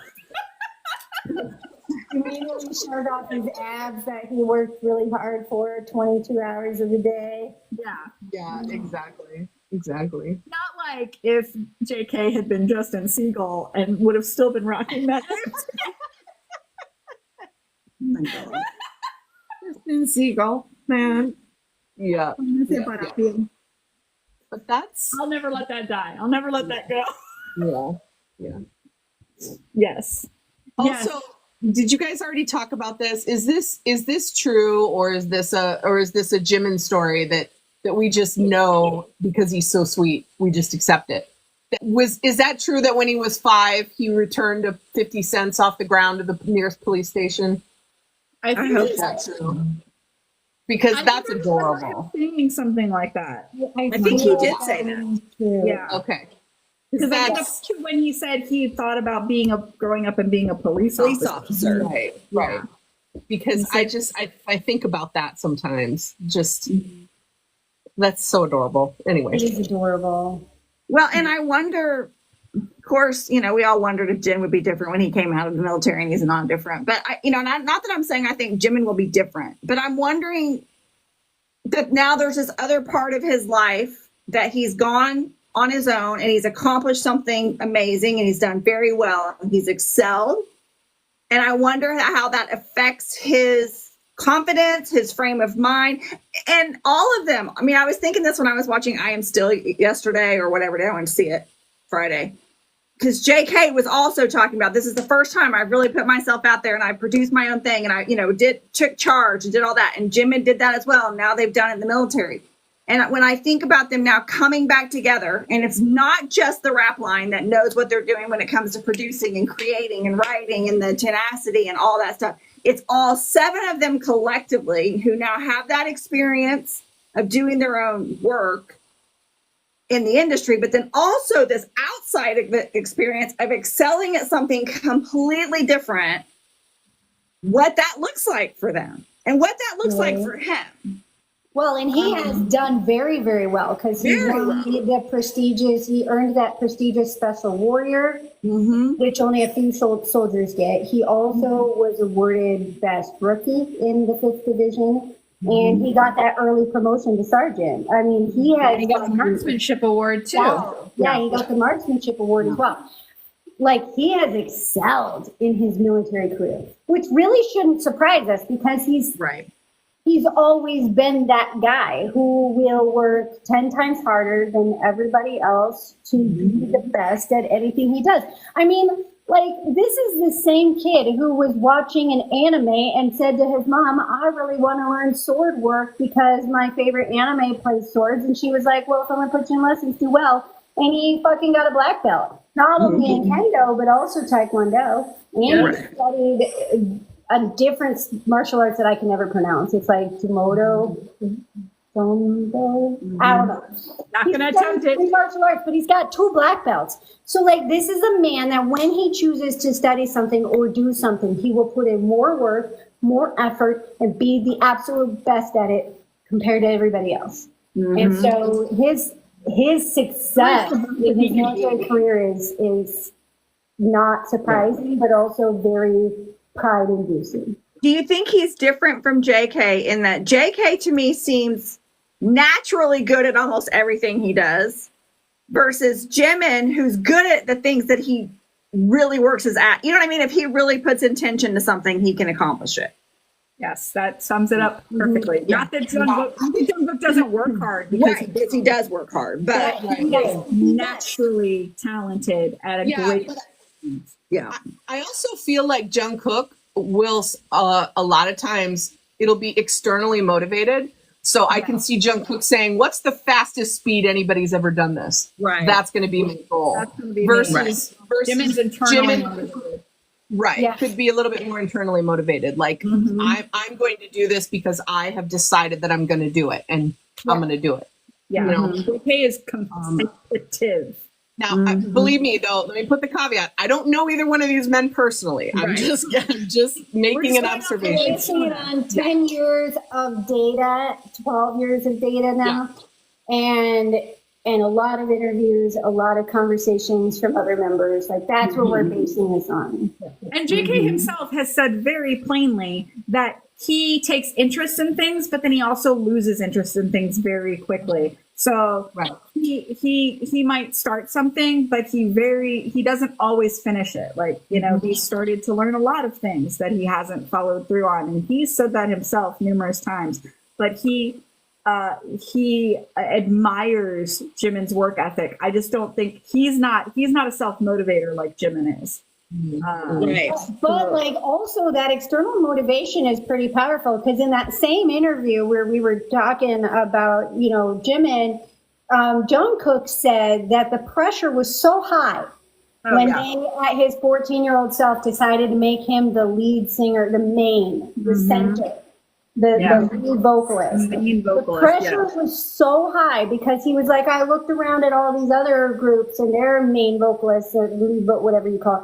And they were so cool and so amazing that at that moment in time, I eliminated the concept of vocal practice out of my vocabulary. And 24 hours a day became vocal practice. It didn't matter what he was doing, where he was at, he was constantly vocally, practicing. And you can see that to this day. See that now. He still does it. He sings wherever he is. He constantly had that straw in his mouth, practicing that one unique vocal thing. He was never endingly making noise, singing, running, scales.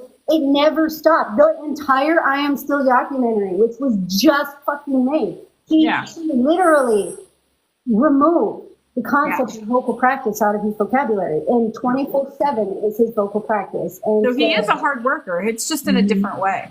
Right. Well, and like you said, I mean, where I think JK is goal oriented in terms of, I can win this, I can get this title, I can do that, I can beat that person. Jimin is, I feel like, more like, I'm going to prove to myself I can do this. You know what I mean? Like, I've set my own goal here. It's not necessarily out there. Everybody's going to know about, because JK, you see, and he's always like, I'm the pop star, I'm doing all that. Where I think Jimin is just his own internal, I'm going to beat this shit. I'm going to do this. I'm going to prove to myself I can do this. And I don't know. I think he wanted to prove to himself that he could write an album. Or I mean, now we 2 albums. But like he was like, that conversation that he and JK were having in the car in Are You Sure, where they were talking, JK was talking about why he chose not to write songs for Golden. And he was like, I really just want to show people what I can do with my voice right now. And he didn't want to waste the time struggling to write enough songs and to also have them be good enough to show what I can do with my voice. He's like, I rather accept songs from other people who are better at their craft than I am at it, and then be able to show what I want to show. And Jimin was like, yes, I really wanted to push myself to write what I was feeling. And so, like, and it took a year and he stuck with it. Yeah. So it's like, it's the same. It's the same thing, different goals. So yeah, I think JK is more externally motivated, but he does also have that internal drive. Right. I think I think that partly shows why Bonkan is so fucking successful and why RM straight up says we would have been a disaster without Jimin. Because that internal motivation Jimin has to work harder, to work longer, to sleep less, to do more, created for the other members that external motivation that some of them needed. Because at the end of the day, they have to keep up with Park Jimin. Yeah. Well, and think about this too. Now they have kudos. Back then they did not. And so if you're externally motivated by awards and people praising you and you're getting the opposite of that, that is a hard fucking time to stay motivated if you're externally motivated. Right. And so you've got to have the cheerleader inside your group that's like, no, listen, we can do it.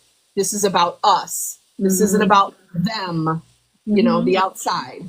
And so I think, once again, you know, the decision to have Jim in there and his particular personality and ability to motivate people just on what's inside is like, that had to be a game changer for them. Right. And he's not only just that drive, he's that emotional support. Yeah. Right. And I'm going to say something just a tad, it's not really controversial, but just my opinion on something. That's one of the reasons why, to me, all the shipping stuff pisses me off, because a person can just be a great human being who loves to help others and comfort others without it having to be sexualized. You know what I mean? People can just be good people and loving people and caring people. And doesn't have to be something that everybody, you're almost taking away the uniqueness of how amazing he is as a person and his love language to try to force it into being something that it may not be. Does that make sense? Like, you're taking a very vital part of him away of who he is. Well, by saying it's only because he's in love with them. That's just ridiculous.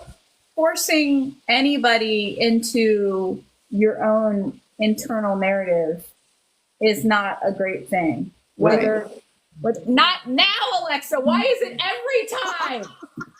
The weekly fight with Alexa. Yeah. I mean, when you think about these kinds of things, obviously we can look at people and we can say they have chemistry, whatever that chemistry may mean. Obviously, all 7 of them have chemistry together. They are in this group and they have this amazing dynamic with each other. They are friends, they are family, they are brothers, they are whatever you want to call it. They have chemistry. And sometimes people can look at chemistry and they can see other things. Whatever you see, whatever you want to think, it's great. It's fine. Do you? But it's when it's the forcing of it that is a problem. It's like, if you look at an interaction and you think that seemed like this to me, that's fine. That seemed like this to you. It could seem like something else to somebody else. But it's that same thing of what they tried to make Jimin be at the beginning when BTS debuted, and something that he wasn't. When you try to force somebody, whether it ends up being something that's true or not, you can't force something and force other people to think the same way as you. And that's when it becomes a big problem, and it takes away from the relationship, from the relationship of the group as a whole. That's most of the stuff that I see on Twitter that has army versus army has to do with, here's what I think they are doing. And the other group of people says, we have no fucking idea why they do the things they do or what's really going on the scenes, because we don't actually know these people personally. Right. So it doesn't matter what the subject is. It's those two opposing viewpoints. The narrative that they create in their mind. Yeah. Right. Any narrative. And I've seen it. Right. And I've seen it on Twitter X time and time and time again. And it's the same arguments over and over and over again for years. And someone on Army Twitter will bring it up and say, you know, hey, we've been arguing about this with the same arguments, you know, since 2014. You know. Yeah. So yeah, I think to Quince's point, I think it's anytime you're using imagination on something versus what you actually see. I mean, which is just give him the credit for being an amazingly loving person instead of, you know what I mean? Like that's a great quality. You know, we need more Jimins in this world. Oh, for sure.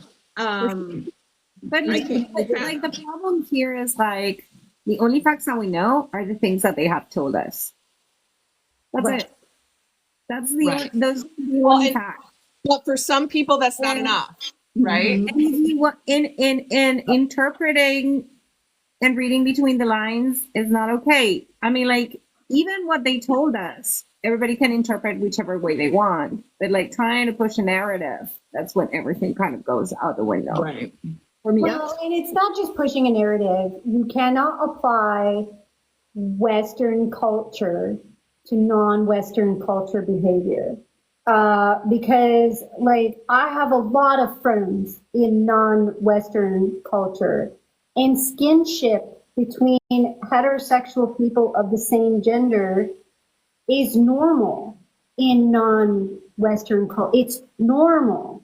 It's not something more than just what it is. It's just two friends holding hands or hugging each other or whatever. And if you spend any time around non-Western cultures, you will find that the way Valentine behaves is absolutely normal. And so trying to apply a Western mindset to non-Western people is very detrimental. I think it's very disingenuous, and I think it's very insincere. And on the heels of that, we are not saying one way or the other on this issue. Right. And I'm not putting down. We are in no way saying, claiming that they are one thing or another thing. We don't know. We don't know. They are allowed to be whatever they want to be. Correct. If their handholding is more than just friends, that's okay. And if it is just friends, that's okay.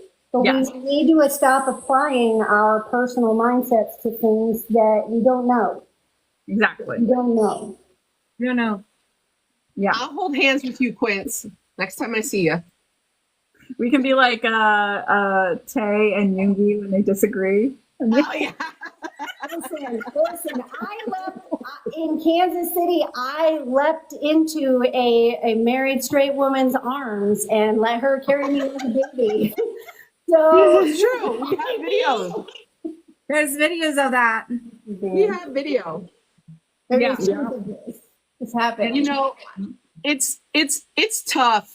I think too and I've talked about this with my mom before at length. You know, we love them so much. We want to soak up every single little detail that we can. Mm-hmm. And it's never enough, like the love that you feel. And because we've been separated from them while they've been going through this, I think sometimes that intensifies that need, you know, to just have every little single crumb. And it takes you stepping back, remembering that they're humans just like you're a human. And would you really want anybody speculating about you like that in front of millions of people on the internet? Like, it's the public speculation. That's the biggest. Right. It's the public speculation. It's the things that I have had to report that people put on Kim Namjoon's internet.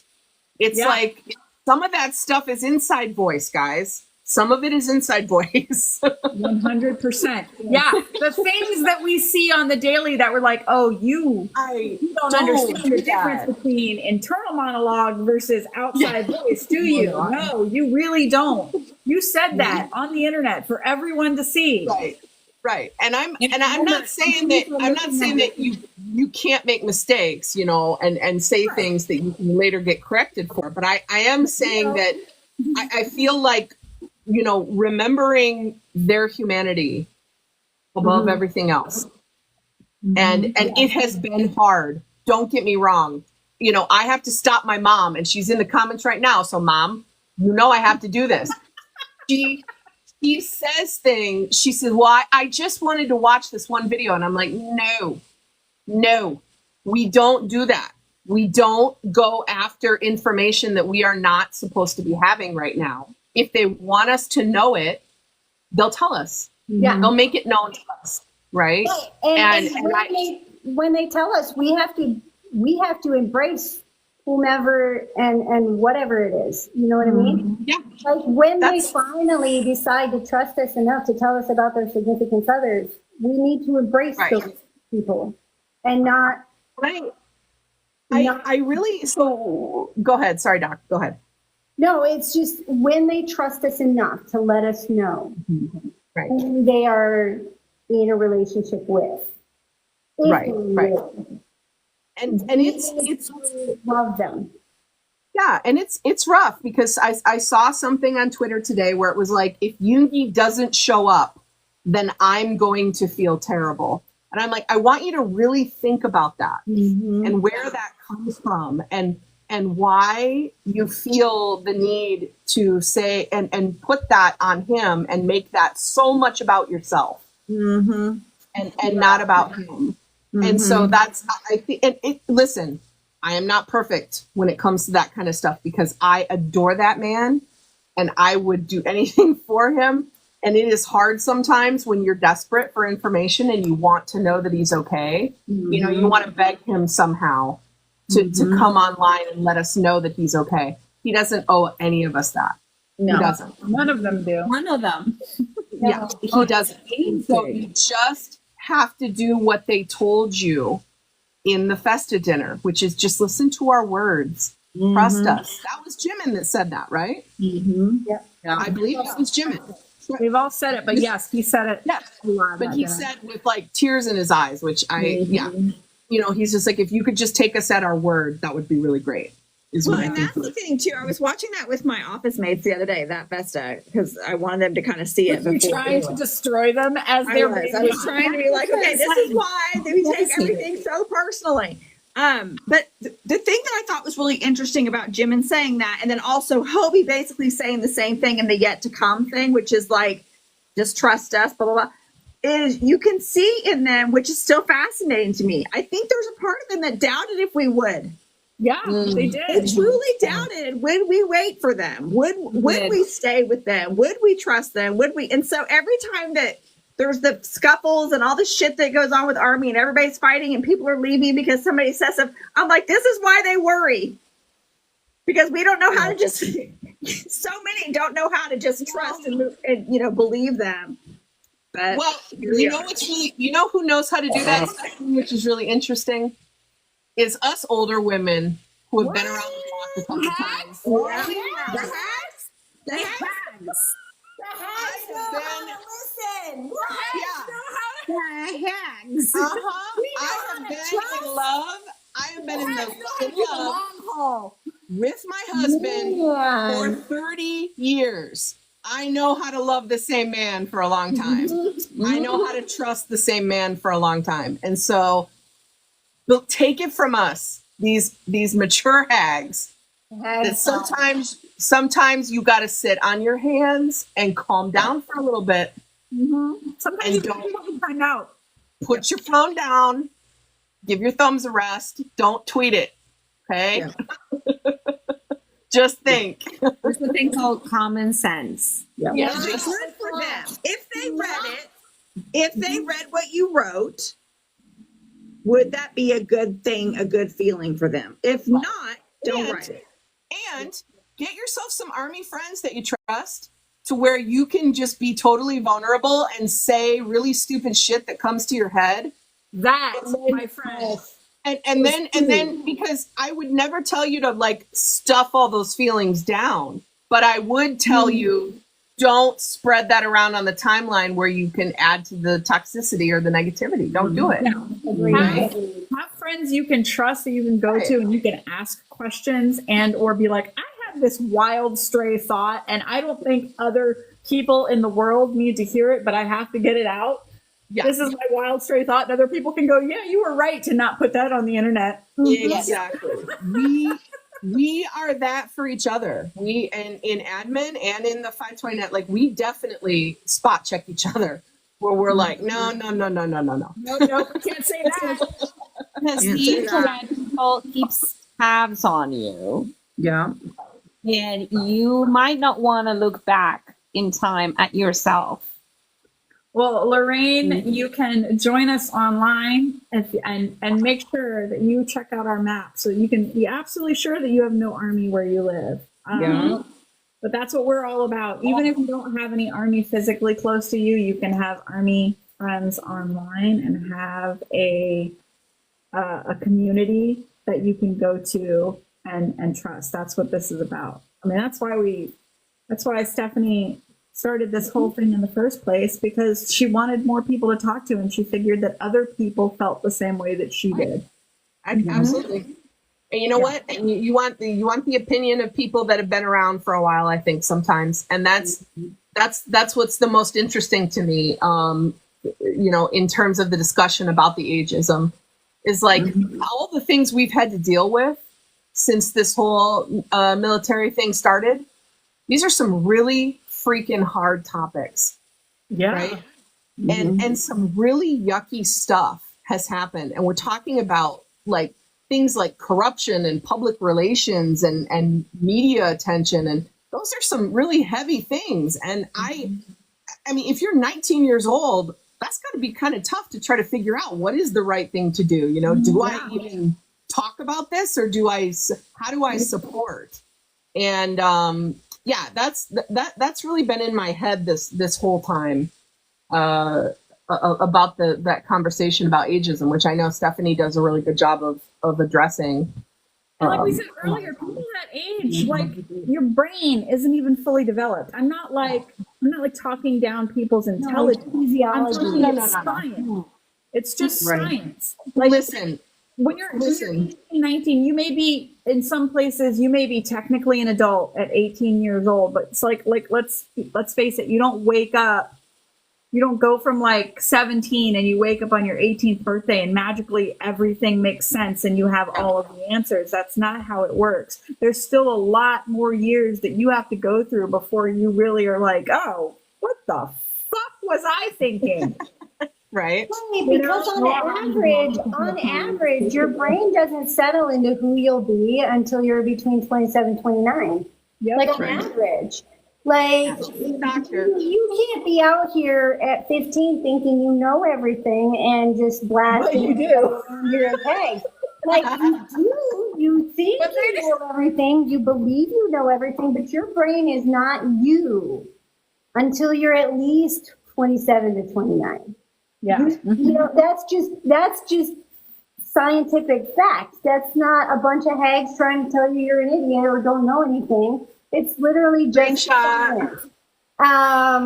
It's just the more you know, rainbow, sky. No. But the more you know. But like, for real, they have no idea who they are. I mean, it's one of the things I respect about Bangtan is Jungkook himself will be like, I could have easily been a total douchebag if I had been surrounded by some really nice people who taught me how to be a really nice person. Because his debut was a very impressionable age. He was not he's still probably not who he's going to be. He hasn't settled down yet mentally, physiologically. And I love that Sugar almost went to blows with him about that. Like, no, you would not have. He's like, yes, I would have. I mean, they were just like, Sugar did not want to, didn't even think about it. No, you are a good person. And Jungkook was like, I'm a good person because you're a good person. And guess what? just surrounded by good people. Newsflash, usually only good people worry about whether or not they're a good person. Yep.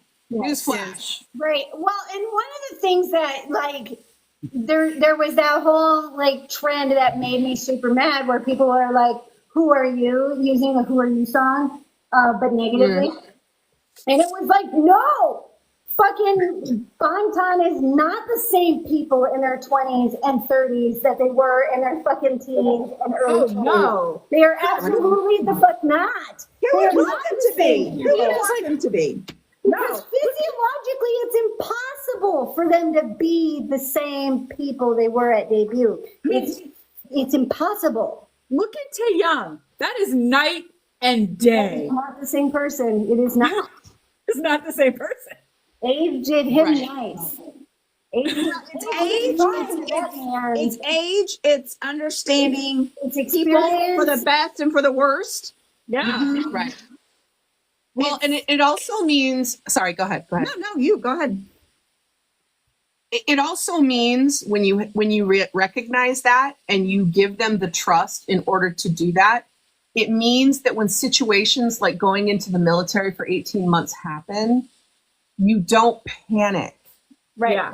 That it's going to change them somehow. Instead, you look at it as this is another life, experience that they're having, and it will absolutely change them as it would anyone else. But you don't have that panic of, oh my God, what's gonna it's gonna be bad. Change their fundamental base as a person. Whereas, and I think a lot of people, obviously, we're not South Korean, we don't live in South Korea, and we don't live in a country that has mandatory military service. So we say this as much as we understand it. Like, I think a lot of people in South Korea, a lot of men, in my light research that I was doing, read that a lot of them join like right out of school.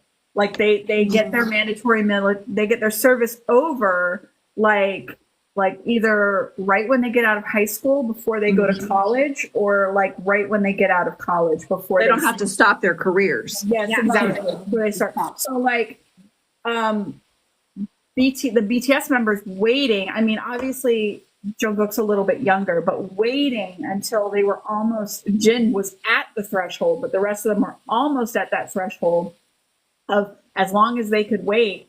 I think that to that point, it's like Christina was saying, like it will change them. They are having experiences that are definitely shaping how they will move forward in their life, but it's not going to change the basis of who they are in the same way that it could have had they gone into the military when they were like 18, 19, 20. Right.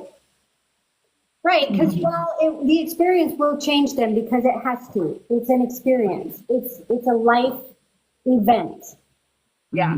It's not going to change who they are at the core of who they are. It's not going to change their core personality, who they are as human beings. It won't change that.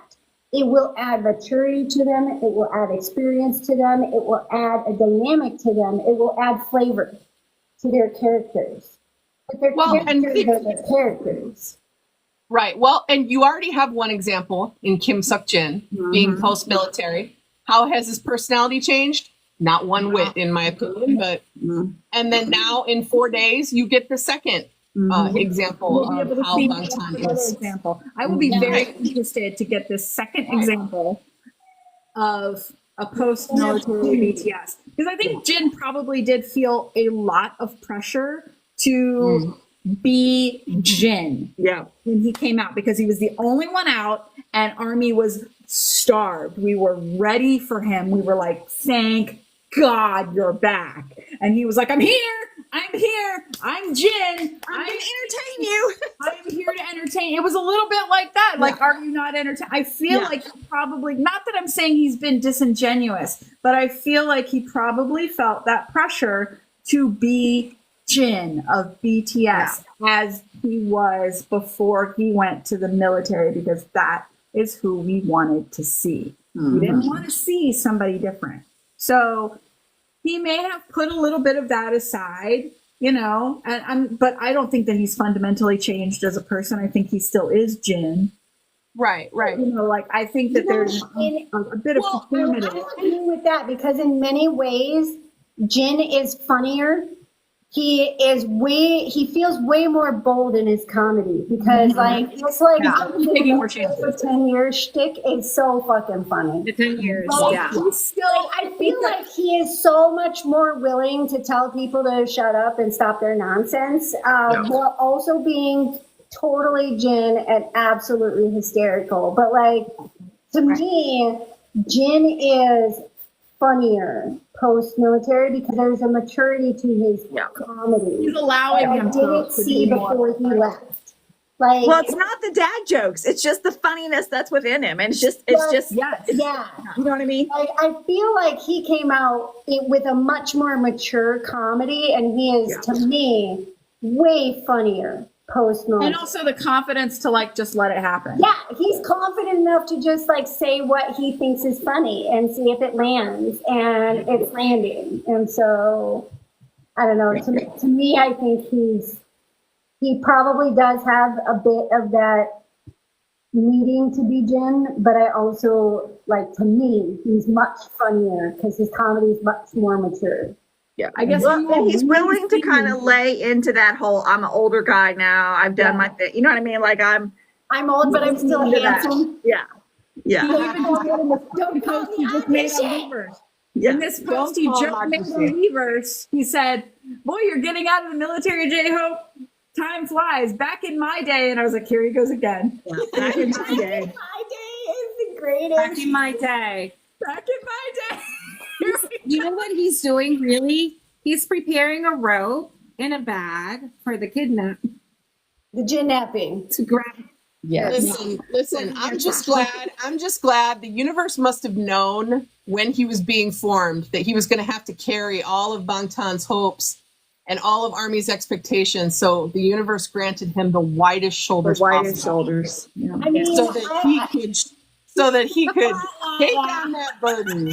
So definitely for like a few months.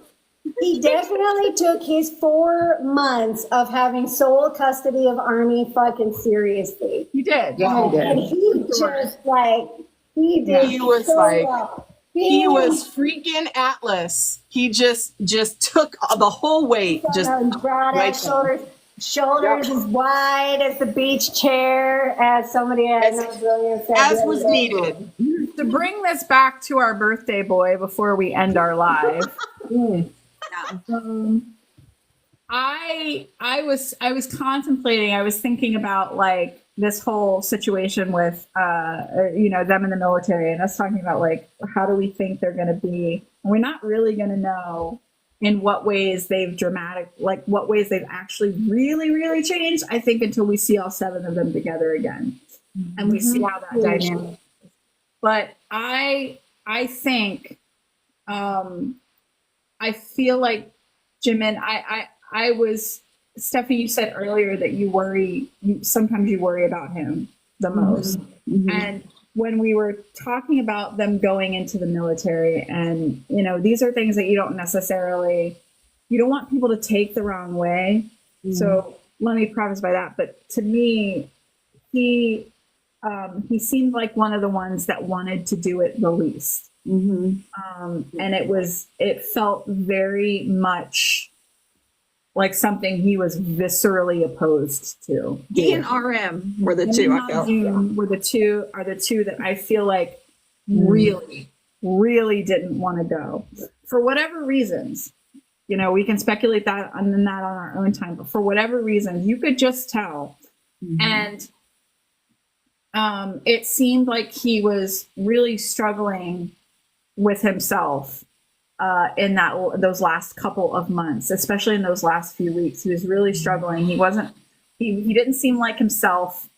He was trying, but it was almost like he was like overcompensating a bit because you could tell he was worried. And so like I was worried at first because but I was really glad that he was going with Jungkook and that they would have each other. But I think that as with everything, Jimin took what he had and took what he was given, and he's making the best of it. And he is working his hardest at it, and he's applying himself to it. So while it may not have been something that he wanted to do, he is still approaching it like he approaches everything. And he is giving it his all. And I'm sure that he is probably positively affecting people that he is stationed with and working with on a daily basis, because they are getting the benefit of that Park Jimin, like that warmth and that caring. and the example of his hard work. And so I think that he's going to learn. I think he's learning a lot about himself, probably like they all are, but I think he's learning a lot about himself, and hopefully he will come out.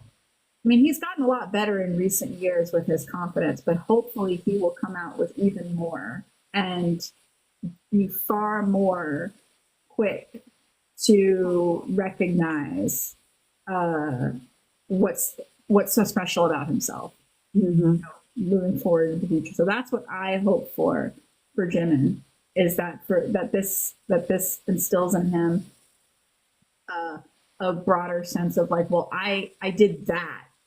If I can do that, I can do anything, because I really didn't want to do that and I did it.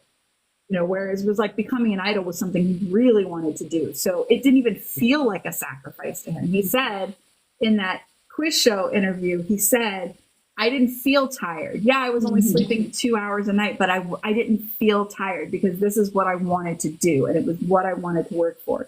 And I don't necessarily think that this was what he wanted. It was something that he wanted to do or wanted to work for, but he is still working really hard. And so I hope that he understands when he gets out, like how important that is, and that he treats himself even more gently. Yeah. I think that's good. Yep.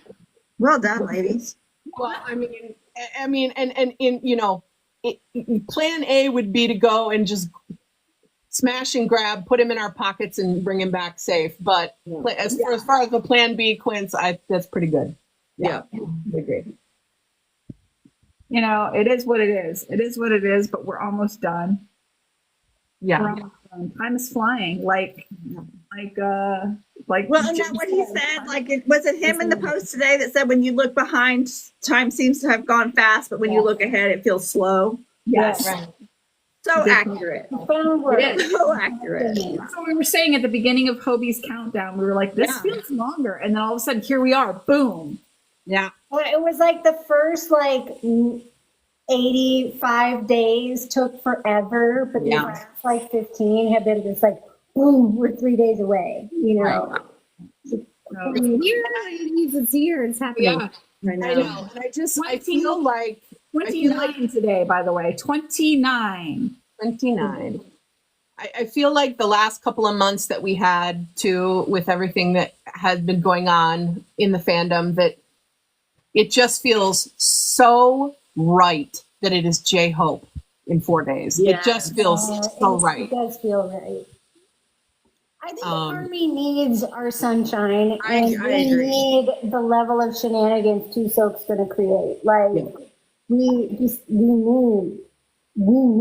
J-Hope and Jin at this point in time. I just imagine J-Hope and Jin getting in a room together, like privately, once and Jin like, oh, thank God you're here. Like, he's gonna be like, oh my God, I am worn out. Listen, here's a list. I'm gonna go sleep.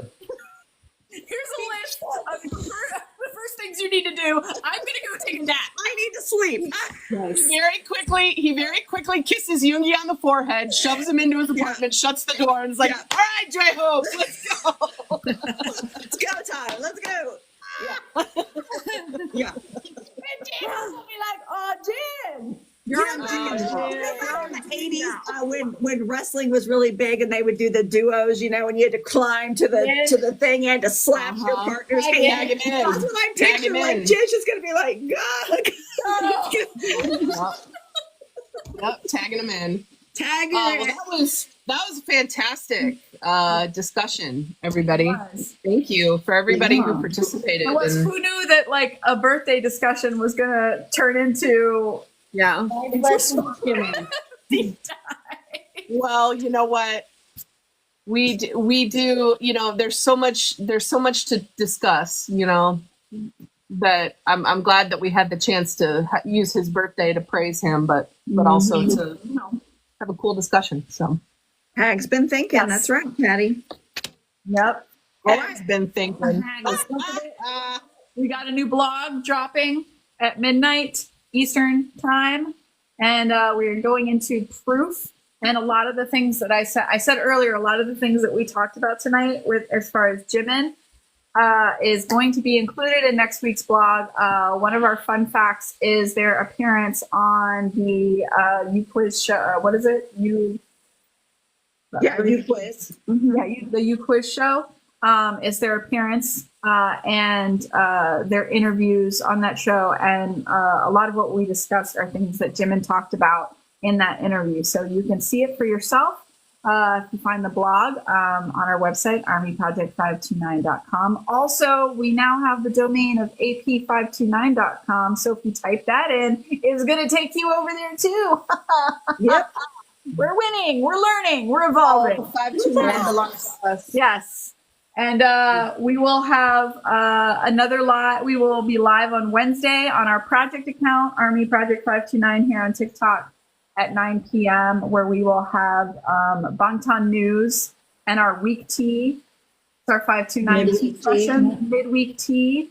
And our matinee will be back, hopefully. Yes, and Katie will be back on Wednesday, and then of course, Hobie will also be getting out. So Wednesday's going to be a wonderful day, everybody. Crazy, who knows? It could happen while we're live. It could happen right before we go live. We don't know. We'll see. Stay tuned, but it's sure exciting. We have a lot to talk about. What's going to happen? Yeah, we don't know what's going to happen. Thanks for joining us as always, you guys. Thanks, everybody. We'll see you Wednesday. Love you. Thank you. Love you. Have a good week. Take care of yourselves. Bye. Bye.